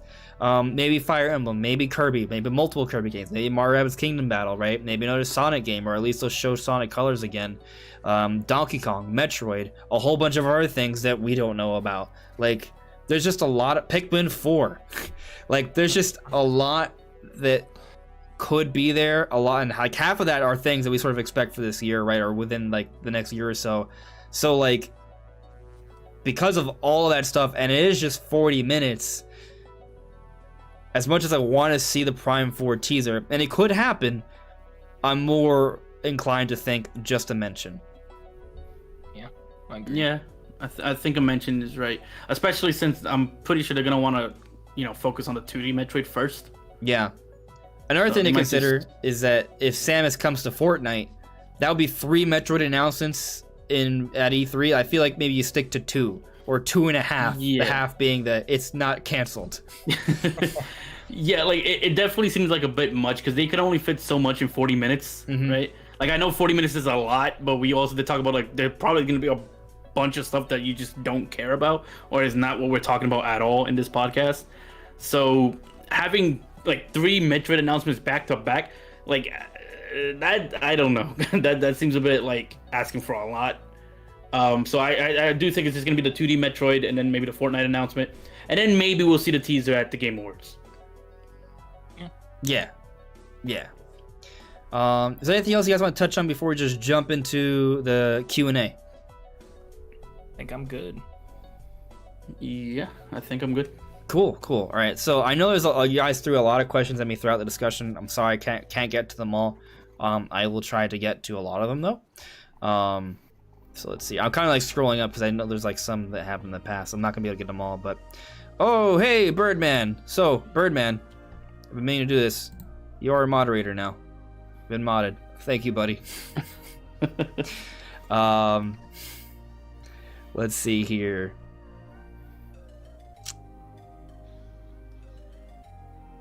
I see Vooper. Hello there. Thank you for mine tonight as well. Oh, I almost forgot. I'm also interested to see what you can see on the website through the fan registration when that goes live. I don't know if I'm missing the train of thought here. Are you talking about like maybe like a Nintendo putting up like an E3 sort of website? They haven't done anything like that yet. I mean, maybe I'm just entirely lost what you're referring to, but I would like to see something like that. Kaled Maki, why is Breath of the Wild 2 always discussed as an October or March release? Don't you think it could be this year, early December? Smash Bros. Released December 2018, so that week is possible for Zelda. It is possible. The reason why I target October is because there's several reasons. One, because October has historically been a month where Nintendo puts out a software that can hit 10 plus million, right? So that's one. The other is because Switch Pro is supposedly coming out September or October, and I believe Nintendo wants to pair a big Zelda release with that, so October makes a lot of sense for that reason as well. And then also Halloween, like it just thematically, right? So like those 3 reasons have me sort of siding with late October, but December, to your point, we have seen some big releases come out then. Smash Ultimate being the biggest one, which is a 20 plus million seller. So, you could put out another big game that could have huge selling potential there. Another big hardcore game that came out back in 2017, December, was Xenoblade Chronicles 2. So I could see another big hardcore Nintendo game coming out around then, but it's usually, I feel like it would be like more of like the one, like the second or third punch. Like it's not going to be the biggest game that comes out for 2021. So I feel like if we do get a December title, it might be more like a Bayonetta 3 or a Donkey Kong. Yeah, I agree. I mean, I can't remember, and at least in recent years, Nintendo dropping something crazy in December besides Smash. That was like the last time I can think, and I was just like, even that was just like, wow, and yeah, it always seems right. Like Mario Odyssey, October, it feels right. And Nintendo has tons of examples of always doing this in the past. Like you said, October, it feels right for Zelda. Yeah, I don't really have much to add to it, honestly. It just kind of makes sense to me. I think it was just what Smash and Xenoblade that kind of came out in December. Yeah. So they do it, but it's not, like super common. Like, so it's possible. It's just, Yeah. Yeah. For sure. So like I see D Fox here talking about, sorry, but I'm convinced this year will be Twilight Princess HD and Wind Waker HD, and next year will be Breath of the Wild 2. Like, maybe. I just feel like it's kind of like, how do I put this? If we get Twilight Princess and Wind Waker HD, say in October, and it's like the launch titles for the Switch Pro, that is just gonna be bad. Like, bad in terms of pushing the Switch Pro is my point. Not bad in terms of having those titles. Like, it's not gonna have nearly the same level of oomph. They're not even gonna be remakes, or they're not gonna even have new content. Like, they're gonna be what we got on Wii U. Like, perhaps repurposed somewhat to function better on Switch, but that's pretty much it. Like, absolute best case scenario, and I'm not even expecting this, they make those games run at 60 frames per second, which would be nice. That'd be really nice. Skyward Sword HD 60 frames per second, so that'd be really nice. But I don't expect them to even do that. So if that's what they kind of use as like a holiday Zelda release, to me that's less hype than Skyward Sword, and it's absolutely less hype than Breath of the Wild 2. Not that they're not great games. Like, I really want those games. I've had this Twilight Princess itch for a while, and I don't want to fire up my Wii U. So, I want to get that on the system. I guess the point I'm getting at here is that if Breath of the Wild 2 doesn't make it out for this year, I definitely agree that those games make sense to come out this year, but they're definitely not going to be positioned as like a holiday release. Like, they're going to be like a September release or something, or like even if they come out in October or December, they're not going to be the big game for that month. Yeah, I agree. And the only thing that's kind of like in my head, I don't know if it's going to work, is for one, I do think these remakes are coming, and I still think there is going to be like a third game in that pack, whether it's like Ocarina of Time, but then it's just like, what do they do with Majora's Mask? I don't know. But the problem comes is, let's say that happens, that's 4 Zelda games this year now, plus Age of Calamity DLC coming out. Are they going to throw in Breath of the Wild 2 on top of all? Is this going to be like 8 Zelda games in a year? Like, that's what's scary. That's what scares me. And I'm just like, where does Breath of the Wild 2, and it starts making me think, is that next year? Is that not going to happen this year? And I'm just all confused now, so I don't know. Yeah, I don't see them releasing all of them at the same time. Like, one of them is going to have to be pushed back. And considering how big of a title Breath of the Wild 2 is, it just seems like that's the one that would take that hit, just so they can have extra time to polish it or whatever the case is. And honestly, if they do a pack situation like 3D All-Stars, I could see them kind of just having like that one game that should be there and just not in it, because that kind of happened with 3D All-Stars. Galaxy 2. Where everybody, exactly. Everybody was asking about Galaxy 2, and that just never happened. Like, it never happened. It wasn't like sold later or anything like that. It was just it just wasn't a thing. And I mean, one of the 4 games we talked about with hypothetical pack is technically a sequel game, right? Like, it is a sequel to Ocarina of Time. That game could be the one that gets kind of, unfortunately, left out. An interesting point. I'm just gonna throw out this idea. It's not a serious idea, but when we do get Prime Trilogy, which I do think is real, that is a serious idea. Yeah. After that, we're gonna get another pack. This pack's gonna include the left out games. We're gonna get a pack for Mario Galaxy 2, Majora's Mask, and Metroid Other M. or Prime Hunters. I would actually buy that. That's not happening, but I would totally buy that. I mean, yeah, I would buy it, but it's also like, why? Why would they put those together? You know what I mean? Like, what's the logic behind it? There is no logic. Maybe they'll call it Nintendo All-Stars Illogical Edition. Nintendo has no logic. I mean, look, they have release dates as to when Mario 3D Remasters is going to end. Like, it's going to happen again with Zelda, and people are going to start trending Zelda's death day. When is Link going to die? Like, I do have fan art, though. Yeah, that'll be fun. I do have an idea in mind. So let's say my prediction's right. Breath of the Wild 2 Switch Pro come out in October, right? Like, let's say, right? but we're still getting Majora's Mask and Twilight Princess, and there's supposedly an Ocarina of Time HD coming. I don't know how maybe it is like a triple pack, right? Maybe that is what it is, and Majora's Mask is left out, to your point, Shifty, because like the whole sequelitis problem. I could see that pack coming out February, because February is like the official anniversary time for Zelda, right? 3D All-Stars came out the anniversary time for Mario. Granted, by that point, it'd be the 36th anniversary, right? So maybe it's not even branded 35th anniversary, it's just like anniversary collection, right? It comes out February, and it would be fine, because like at that point, like we're getting Legends Arceus in January, and conceivably Splatoon 3 comes out in March, you know? Like I think that's conceivable. Again, I know people say, "Oh, it's so many games," but this is a period where we're getting new hardware. Nintendo packs those periods with software, so I don't think it's that much of a stretch. But I mean, we'll see. You know, it could be the other way around, where we get the simpler games first, the bigger game last. But I don't think that has to be it. Like, do you think Nintendo wants to not push Switch Pro with Breath of the Wild 2 so they can have Twilight Princess and Wind Waker HD come out first? That's gonna like impact sales. I don't think that's why they would hold it back. They would hold it back because it's not ready. Like, that's the only reason why. Yeah. But moving on here, let's see.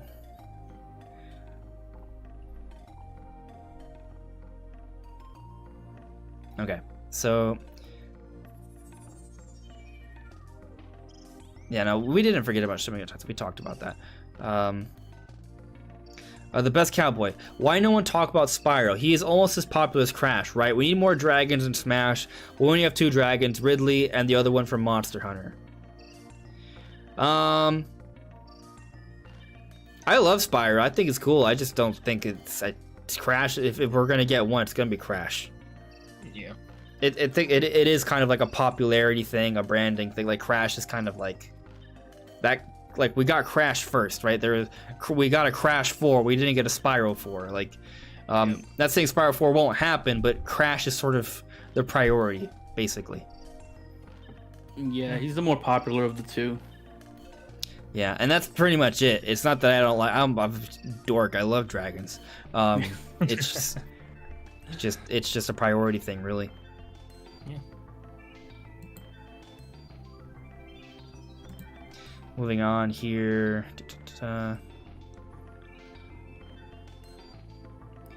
Tal Barone. Maybe the Pro can showcase the Wind Waker and Twilight Princess remakes. I mean, they could be in 4K, but given how old those games are, and that they're not gonna be remakes. Like, they're not gonna have like brand new visuals. Like, it's gonna be what they were on Wii U, upscaled. Like, they could, but it wouldn't make that big of a difference. That wouldn't really be a great selling point, in my opinion. Do you guys kind of agree or disagree with that? No, it makes sense, because you want to showcase the difference in power like as much as possible, and I feel like some people are not going to be impressed seeing like GameCube/Wii games being, you know, up-res to like 4K. Yeah, like, there's going to be people who's just going to say like, oh, that's easy, like I expect that, right? But if you show, like, say, Breath of the Wild 2 running at 4K, now that's a lot more impressive. Yeah, right. It's a lot more impressive, and that will make people actually care a lot more. Yeah, 100% agree. Like, they're not going to rely on older games to show off their new hardware. I mean, they could literally just have a video of Link running through Korok Forest. I mean, you know, you've seen how crazy that was. And then, like, now look at him run through this new version of whatever from Breath of the Wild 2. So it's definitely going to be Breath of the Wild 2 when they show off this thing. It's just, when are they going to show off this thing? That's the only thing that it comes down to. Yeah. Now, also, sort of a revisiting point from before, but like, I could see them showcasing a lot of current gen Switch games sort of getting the boost, right? Like the initial Breath of the Wild going through Korok Forest with a quality. Maybe there's a 60 FPS mode added, a 1080p or a 4K 60 FPS mode added for the initial Breath of the Wild, or like for Smash Ultimate, or for like Mario Odyssey, or Xenoblade 2, or Age of Calamity. Games like that were current gen games basically made for the Switch that had performance issues or have a lot of room to improve. Those games make sense to maybe be used as somewhat of a showcase. I still think they need like a new game, like a new game, but definitely not games that came out on the GameCube and the Wii that were sort of remastered. It's got to be more than that. Now, if it's a brand new remake, that's different, but that's not what Wind Waker and Twilight Princess are going to be. They're going to be remasters. What you got on Wii U, that's what we're getting on Switch. Yep. And then Ocarina of Time, if it's in there, it's just going to be Ocarina of Time. No changes. Yeah. Exactly the way we remember it. Well, best case scenario, they like upscale the 3DS version. I hope. That's what I hope. But I would hope for I don't know if you've ever played the Halo remasters, but I would hope for a situation like that where you could choose between the two. Ooh, yeah. Oh, yeah. 2 different versions. That would be really cool. Yeah. I'll tell you that if Majora's Mask is included in the pack, I would actually really like it for Majora's Mask, because with Majora's Mask, a lot of people didn't like the changes for the 3D version, because they actually changed like the boss fights and things like that to the point where people didn't really like it as much. So, you know, especially for that particular game, I'd really like to see that. What I would prefer the most is to have all the Majora's Mask like visual improvements, but with the initial Majora's Mask gameplay style. No, that's like the best of both worlds. And honestly, as someone who I consider Ocarina of Time to be one of my favorite games of all time, like I want to be able to do both, mostly because there were changes made to that game that it wasn't as drastic as Majora's Mask, but there were a lot of changes that kind of changed the mood of certain areas, so it's a lot more brighter.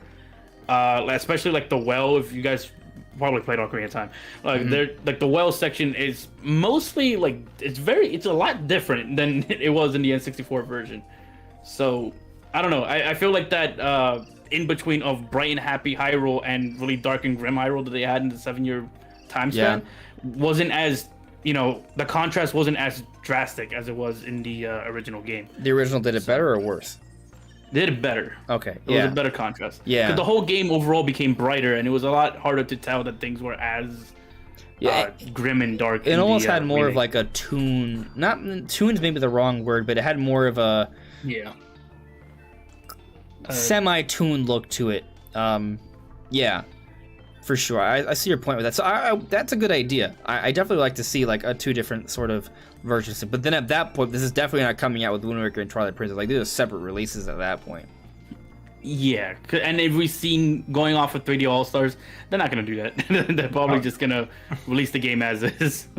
Yeah, and that Majora's Mask, I mean, one of the biggest changes, I think, was obviously the way you could keep track of the time, and there's your things you had to do, which, you know, I feel like for most people like me myself, I still had things written down in a notebook. I mean, I keep track of everything myself, just like, all right, I gotta go do this and this, but yeah, it definitely had some good things with it though too. Yeah, for sure. Moving on to the chat here. Okay, we got to the Spiral comment. Nishant Kelkar, do you think Switch Pro will do 4K 60 FPS? I doubt it, since that's not the ultimate standard for on PS5.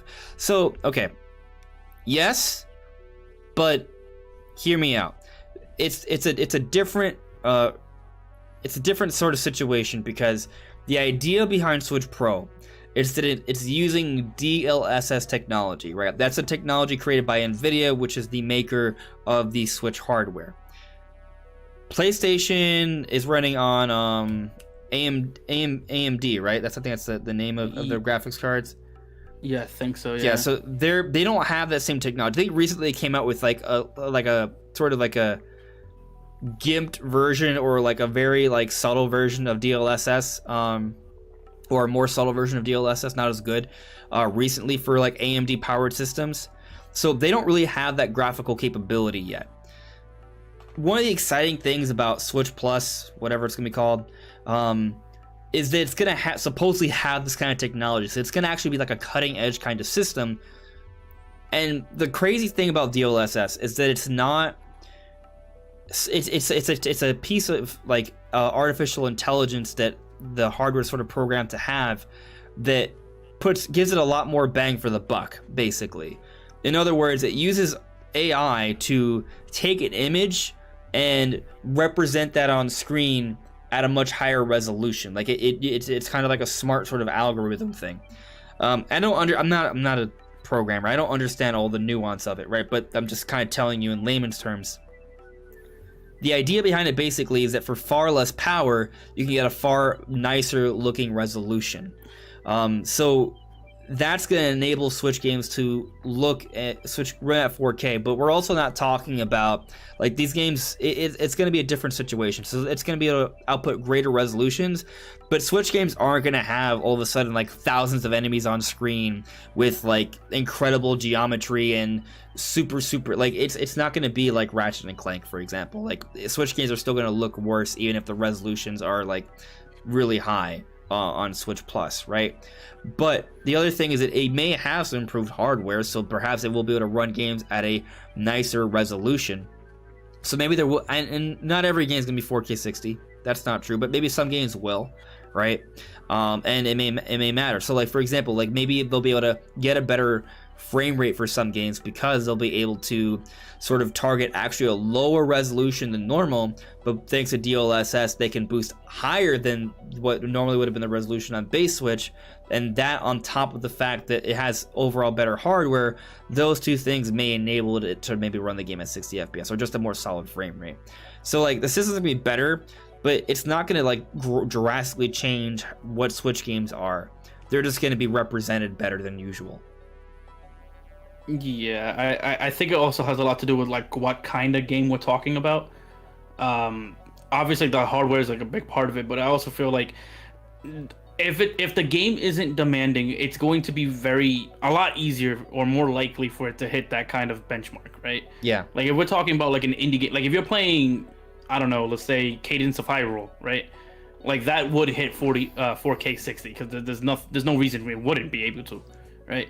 Maybe a game like Breath of the Wild 2, maybe that becomes a little different. You know, depending on how they build the game, it could maybe do 4K 60, or maybe their goals a little bit different. Maybe they want to make the game look better, so instead of 4K 60, maybe it'll do 4K 30, or maybe lower resolution but 60 FPS. So, you know, that's why you see with the PS5 and the Xbox Series X, like these games have different modes, so you can pick like what you would prefer out of that trade-off. And maybe the Switch gets that too. Like, that'd be neat. Right. Yeah, and just sort of like further illustrate the idea of DLSS, like maybe they target like 1080p 60 frames per second, but because of the DLSS technology, all of a sudden they can now boost that 1080p, or let's say they target 900p to something close to 4K, you know, or at least 1440p. And that's how they're able to pull that off. So like they target a lower resolution so they can hit the frame rate, but then you use DLSS, and that uses the artificial intelligence to boost up that resolution through its sort of witchcraft or whatever you want to call it. Yeah. But definitely not every game's gonna be 4K 60. But that's just kind of like an exciting sort of consideration because it'll at least be possible, supposedly. We don't even know exactly what they're gonna market the system as yet. Moving on here. Talbot, when do you guys think Wind Waker is coming? Also, any thoughts on Mario Strikers and DBZ Kakarot on Twitch anytime? I think DBZ Kakarot's one of those games that it's just one of those like third-party games that you would think would eventually maybe come to Switch. So I definitely think that. Mario Strikers, we kind of touched on it earlier. Like next level games, next game could potentially be Mario Strikers, but I think since we're getting Mario Golf this year, maybe next year, we'll see. We already touched on Wind Waker. Like, it could come out. A lot of it's just so hard. There's just so many different potential Zelda releases. So, like, we'll have a better perspective once we get this direct. Yep. Let's see here. Oh, okay. Well, the chat jumped, so now I lost some things. Okay. Oh, okay. We got a lot here. All right. There we go. Alright, I'm going to be a little bit quicker here. Alright, you think we'll get a Super Smash Bros. Ultimate Complete Edition sometime in the future?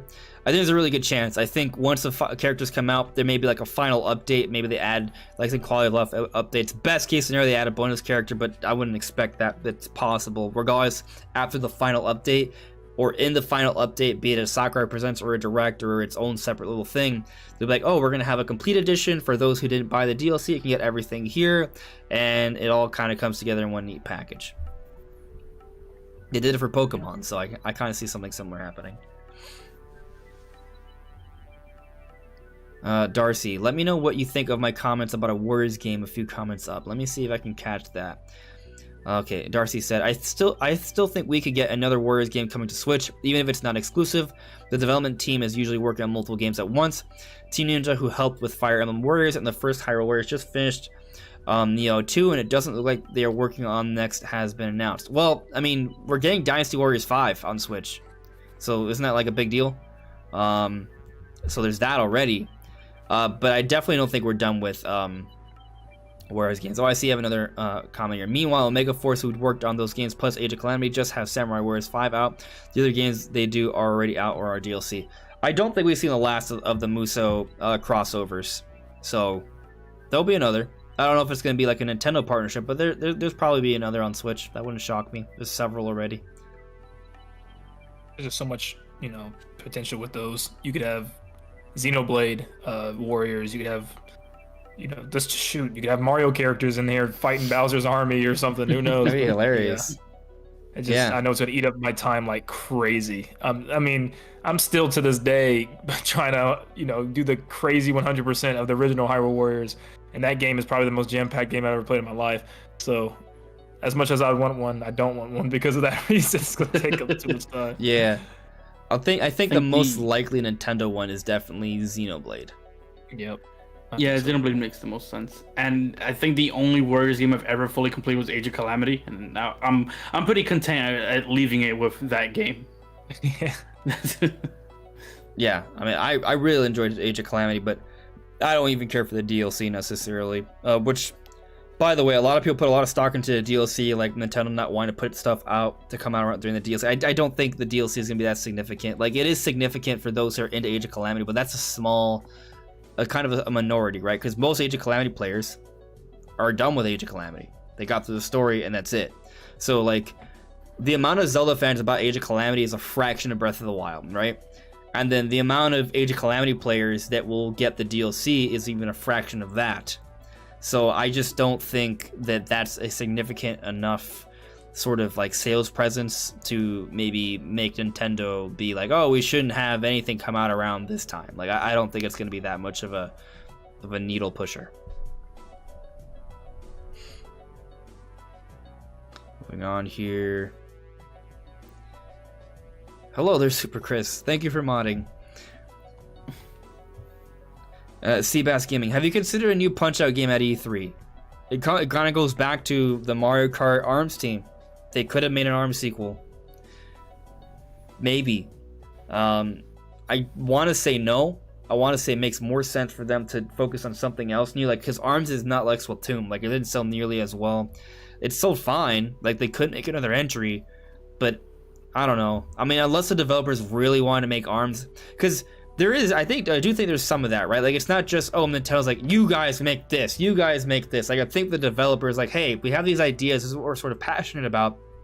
I think that does play a role in in terms of the decisions that are made for what games are made. So if the team was really into ARMS and they came up with a whole bunch of new ARMS idea concepts, and then tells like, oh, these are some cool ideas, maybe you could make a pretty good sequel, then yeah, I could see it happening. But yeah, it's certainly possible. But we'll see what that team's actually working on. I would like to. Oh, go ahead. No, they're working on the sequel Legs right now, so we'll see. Oh. Yeah, Legs. There you go. I would just like to see like some kind of old IP just randomly come back with a game, because we've seen Punch-Out randomly come back. We've seen Kid Icarus randomly do it. Yeah, F-Zero should be next. Or Kid Icarus, or there's another RPG, Golden Sun. Yeah, Golden Sun. Yeah. That'd be a good one. Hey, I've been hoping for that for a long time now. Yeah, maybe a new Mother's game, or they may call it like Earthbound something. Like there's a lot of Nintendo stuff that could be done. Star Tropics. Oh, that's way back. Yeah. It would be effectively a new IP.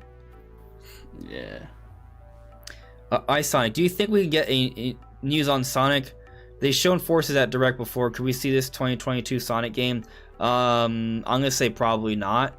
I think the Sonic Anniversary thing was sort of it. I think if anything, we get more information on Sonic Colors. That is a Sonic game to sort of like look forward to right now. I think once that game comes out in September, at that point after September, if you want to start hoping for like news on the new Sonic game, like official news, that's when I would expect that, like beyond that, like maybe the Tokyo Game Show actually, which I think is in September, right? Am I mistaken? Usually. I don't remember. September at the earliest, I think we could maybe start seeing potential official news on Sonic. And I could be mistaken. This is a Nintendo channel, not a Sega channel, right? So I'm not privy or aware to all of the history and patterns of how Sega operates. But I would assume that they're going to focus on Sonic Colors first. And yeah, so I'd be patient on that. But of course, they did sort of leak the name, so we'll see. There could be more leaks and rumors at least. Yeah, I'm on that same kind of boat. I'm on Nintendo, but then I got my fair share of Sonic, so I have some like little background in Sonic, and I had a lot of people ask me this too, and I'm just like, I kind of do feel like something Sonic's coming, because I think isn't Sega at E3 this year for their own conference? I heard, so I feel like something Sonic. I don't know. I feel like yeah, it should have been happening at the actual Sonic presentation that they had. But I think they did keep saying lots of, they enforced in the beginning of that trailer, or the beginning of that show, that lots of things that they announced will be talked about in more detail soon. There'll be more detail soon. There'll be more detail soon. So maybe, it just depends, where is it going to be at E3? Is it going to be in their own thing? Is it going to be tied to some other company? I don't know. But yeah. Yeah. No, it's possible. I mean, I am expecting more footage for Sonic Colors. Right, I think we'll see more for that game, which I'm excited. Sonic Colors is my favorite Sonic game, so I'm actually really excited for Sonic Colors. I'm gonna pick that up. That thing's only gonna be $40 too, which it seems like a pretty good deal. So I'm excited for that. I'll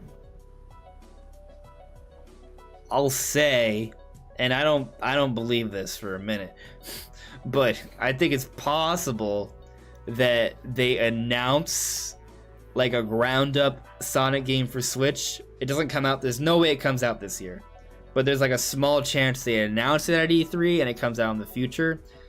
But at this point, I'm kind of thinking that Sega has pivoted away from making like ground up exclusive Sonic games for Nintendo systems, because they used to do it. They had several on Wii. They had one for Wii U. It flopped miserably because it was trash. But like, maybe that's why they stopped. But yeah, like I think there's a small chance of that. But I mean, I guess if they had an exclusive Sonic game coming to Switch, they wouldn't have shown it in the Sonic Anniversary event, I guess. Yeah. So maybe they do save that for like a Nintendo Direct or something.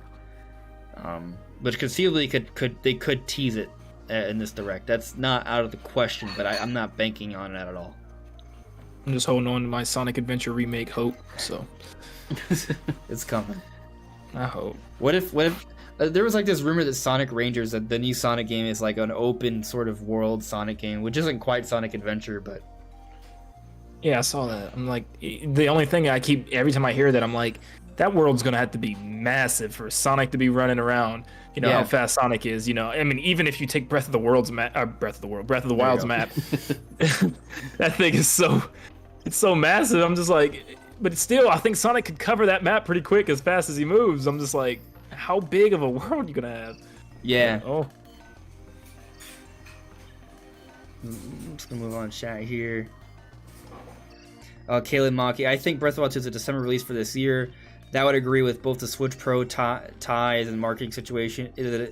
It's a safe bet. Smash Bros. Release December, so it's possible. I mean, it is possible, like, for sure. I'll tell you that I was actually looking at some previous reports from Bloomberg, and they reported the Switch Lite would come out by July. It came out September. So, maybe their timing's a little off there, right? And it comes out like maybe a couple months later, and it comes out December. Like, so, it's conceivable. It's absolutely conceivable. So, maybe you're onto something there. And if that's the case, Legends Arceus is coming out in January. It's not a bad, like, secondary follow-up game to come out right before. So, hey, I'll take it. I wouldn't have to eat my dubious food. Landon, I don't know if you know, but I put out like this prediction that like if I'm wrong about Breath of the Wild 2 and Switch Pro coming out this year, I have to eat like actual real life dubious food, like the whole pixelated thing from Breath of the Wild. Man. I'm gonna recreate that somehow, record myself eating it if I'm wrong about them coming out this year. So if they come out December, it still qualifies. Do we know what it is? No. Do you have any ideas what you would put into that? Yes. Yes, I do. I will not reveal what that is until a later date. But don't worry, development is going very smoothly. Expect more details at a future date. All right. Yeah. I'll be checking in on you. Presumably another lifetime, because I want this to happen. I don't want to be wrong about this, but we'll see. Seabass Gaming, I think a new Punch-Out will be revealed at E3 because it's been 12 years since the last one. Oh, you said Punch-Out earlier, didn't you? And I was just talking about ARMS too. My bad. Yeah, my bad. I probably sound like an idiot there. Yeah, it would be interesting to see them transition from ARMS to like Punch-Out like immediately. I don't know. They would have to make sure that it feels very different. Like Punch-Out would have to be like not a multiplayer game. Like it would have to be very arcade style. I would be down, like so down. I would absolutely want to see a Punch-Out game. So I'm down for it, and I'm sorry that I confused that with ARMS earlier.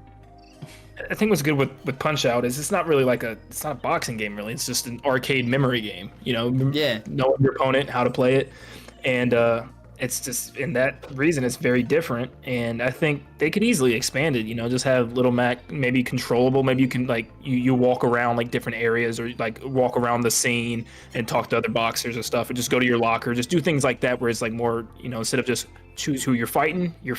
Where you know, now it's more expansive. You can go do other things, maybe train at the gym with Doc Lewis and just do different things like that. You could definitely expand on it, but Nintendo's not doing it. Not a chance. Yeah, it's one of those things that, I even though it's different, I do feel like because of ARMS, it kind of decreases the need to make a Punch-Out. I guess just because like there's at least like some sort of marketing confusion there. I literally just confused the two. I thought I read ARMS. I was like, even though you said Punch-Out, I read ARMS. Like they would have to be very careful about the marketing there. So I'm not sure. I'm gonna catch up the chat real quick and then we'll close out the discussion. Why no one talked about? We talked about Spyro. It's happening in my dreams. They prioritize Crash. Moving on here. Josh Coleman just got here, so hi. I've been playing Metroid Prime 2 on veteran mode, so I can't wait for Prime 4 teaser at E3. Don't assume there'll be a Metroid Prime 4 teaser at E3. I do think something Metroid is coming, but don't assume the Prime 4 teaser. I want it to happen, but we'll see. I think we all do at this point. Like, we're all just ready to see that game at any point. Yeah. Talbron, do you guys think DBC Crack will come this year? We talked about this. Hey, Brandon is back home. Just for the record, if anyone's curious, Brandon was not available, so that's why he's not on the cast tonight. Tyler Quill, Pro launches Nintendogs HD and Donkey Kong 3D Land, but what if? I actually will be so down for a 3D Land style or 3D World style Donkey Kong game. Like isometric Donkey Kong gameplay, I think it'd actually be really cool. Nintendogs HD, some people will love it. It won't be me. I just like how genuine that like reaction was. I give you guys my honesty here. Yep. Let's see. Kenji Sora, what do you guys think about Breath of the Wild 2 maybe not showing at E3? I think that reality can often be quite disappointing, but I also know. Sorry for the meme. No, that's not. I can't fathom that really. Like, It's happening. Yeah, happening. Like it may not get a full blowout. We may just get like a small trailer. But if they don't even mention it, I will be absolutely positively shocked. If Breath of the Wild 2 is not at E3, I'll have 2 plates of dubious food. How about that? I'll join you. There we go. It's our collaboration. It's coming. Send me the recipe and I'll do my best. Yep. There we go. Yeah. Hopefully we don't have to do that. I just want to name drop, honestly. Like, I just want to know what it's actually called. Yeah. Interesting. Birdman's saying that DLSS 2.0 needs an internet connection to access NVIDIA servers, so I doubt that DLSS will be on handheld mode, so it'll probably just be on dock mode. It's news to me. 4K would only happen in dock mode anyway, so I think that'd be fine. Like, supposedly the OLED screens are only be 720p in handheld mode, so the games may run better and be pushed maxing out that resolution, but like, yeah, you don't have to go beyond 720p when you're in handheld mode. So, I think going back to when we talked about like the different modes for these games, I think it's gonna be a situation where if you're playing docked, you'll have that option, but if you're playing like undocked, it'll just go to 720p 60. Because you know, makes sense. Yeah. For sure. Yeah. Reese's Pieces. I could see Breath of the Wild 2 in 4K, but I would be shocked if it was running at 60 FPS. Open world 60 FPS console games are something we're just starting to see now with next gen consoles. So yeah, 60 frames per second may sound crazy for Breath of the Wild 2, but you want to know what else is crazy? Skyward Sword HD running 60 frames per second. Not from a performance perspective, but just because it's like the first actual Zelda game, 3D Zelda, that's running at 60 frames per second. Like, why did Nintendo even bother to do that? Maybe because they thought it was maybe an easy way so they can add more quality to the game without putting too much development effort. Maybe that's what it was. But to me, it's perhaps suggestive that maybe that'll be a mode for Breath of the Wild 2. I'm just saying. Like, definitely not for base Switch. No way. No way, Jose, that's happening. Definitely, it would only be like a Switch Plus exclusive sort of enhancement. But again, even you could be right. It may still be too much of an ask, and that won't happen. Yeah, it could just be their way of trying to add more value to Skyward Sword. Yeah, you could be right. Mackerel. It will be called the new Super Nintendo Switch Series X U Pro 1 XL Entertainment System Deluxe and Knuckles plus Cats of the Wild, now with funky mode and featuring Dante from DMC.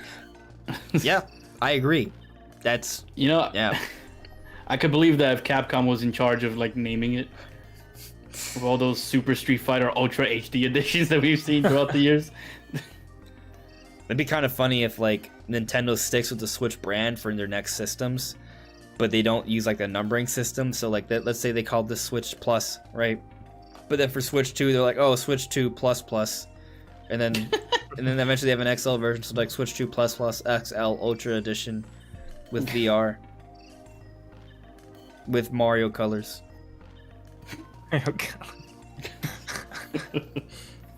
Talbarone. Switch Sports. I would like to see a spiritual successor to Wii Sport Resort, actually, or just the Wii Sports series in general. I'd actually be down for like a HD remaster compilation of Wii Sports and Wii Sports Resort. Like, I'd be super actually excited for that. I'm kind of surprised it hasn't happened. But yeah, I think the Switch Sports is maybe possible. The other thing is, though, is that there's a lot of the Mario Sports titles kind of use the motion controls, like, so it's kind of like, you know, golf has happened, tennis has happened, a lot of the big Wii Sports titles. So like, but you still have the Mario Sports titles on Wii, but I just wonder if they feel the need to do that. It's also something that I feel like they would have done earlier in the Switch's life cycle as opposed to later. That's another thing to kind of consider there, because that would be like an evergreen sort of thing to get out earlier to appeal to the casuals.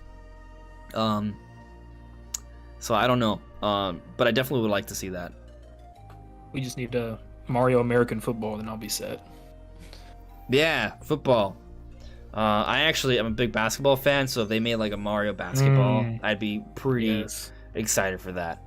Like, I remember NBA Street Volume 3 had Mario, Luigi, and Peach. That was pretty cool. Yep. The only thing is, like, I'm like that. I'm basketball and baseball for sure with Mario. But with Mario Baseball, they just ruined it for me by throwing it in that like sports pack on the 3DS, and it just was the most bland, basic Mario Baseball game you could ever imagine. I was just like, okay. Actually, now that I think about it, I think there was like a Mario Basketball on DS or something. Yep, It's like 3-on-3 hoops. Yeah. Yeah, it was like developed by Square, if I'm not mistaken. Yeah. I didn't play it. Talbron, Game Boy Advance or N64 for online next? Both. I don't know. I do think there's some more legacy content on the way. I'm just not sure what shape that's gonna take. Let's see here. Super Chris, what about Mario Hoops 3 on 3? Oh yeah, I think that's what we were talking about earlier. Yep. Yeah. I'm seeing someone mention Wario Land, and it's reminding me of that WarioWare.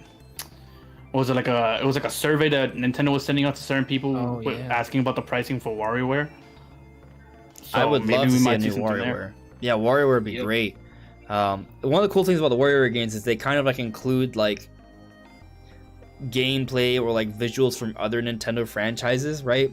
So like imagine getting a new WarioWare game and it's like, oh, here's like a Metroid Prime sort of like look. Oh, here's like a Breath of the Wild like task, or Mario Odyssey like task, or maybe like a Legends Arceus like task. Like it'd be really cool to see WarioWare kind of like pay sort of homage to the other Nintendo franchises relevant on Switch. But then just WarioWare as a whole would be really cool. And then obviously they would take advantage of the Joy-Cons. Like that's what WarioWare does. So I'd be really down for that. WarioWare is like my favorite. Is it my favorite minigame compilation?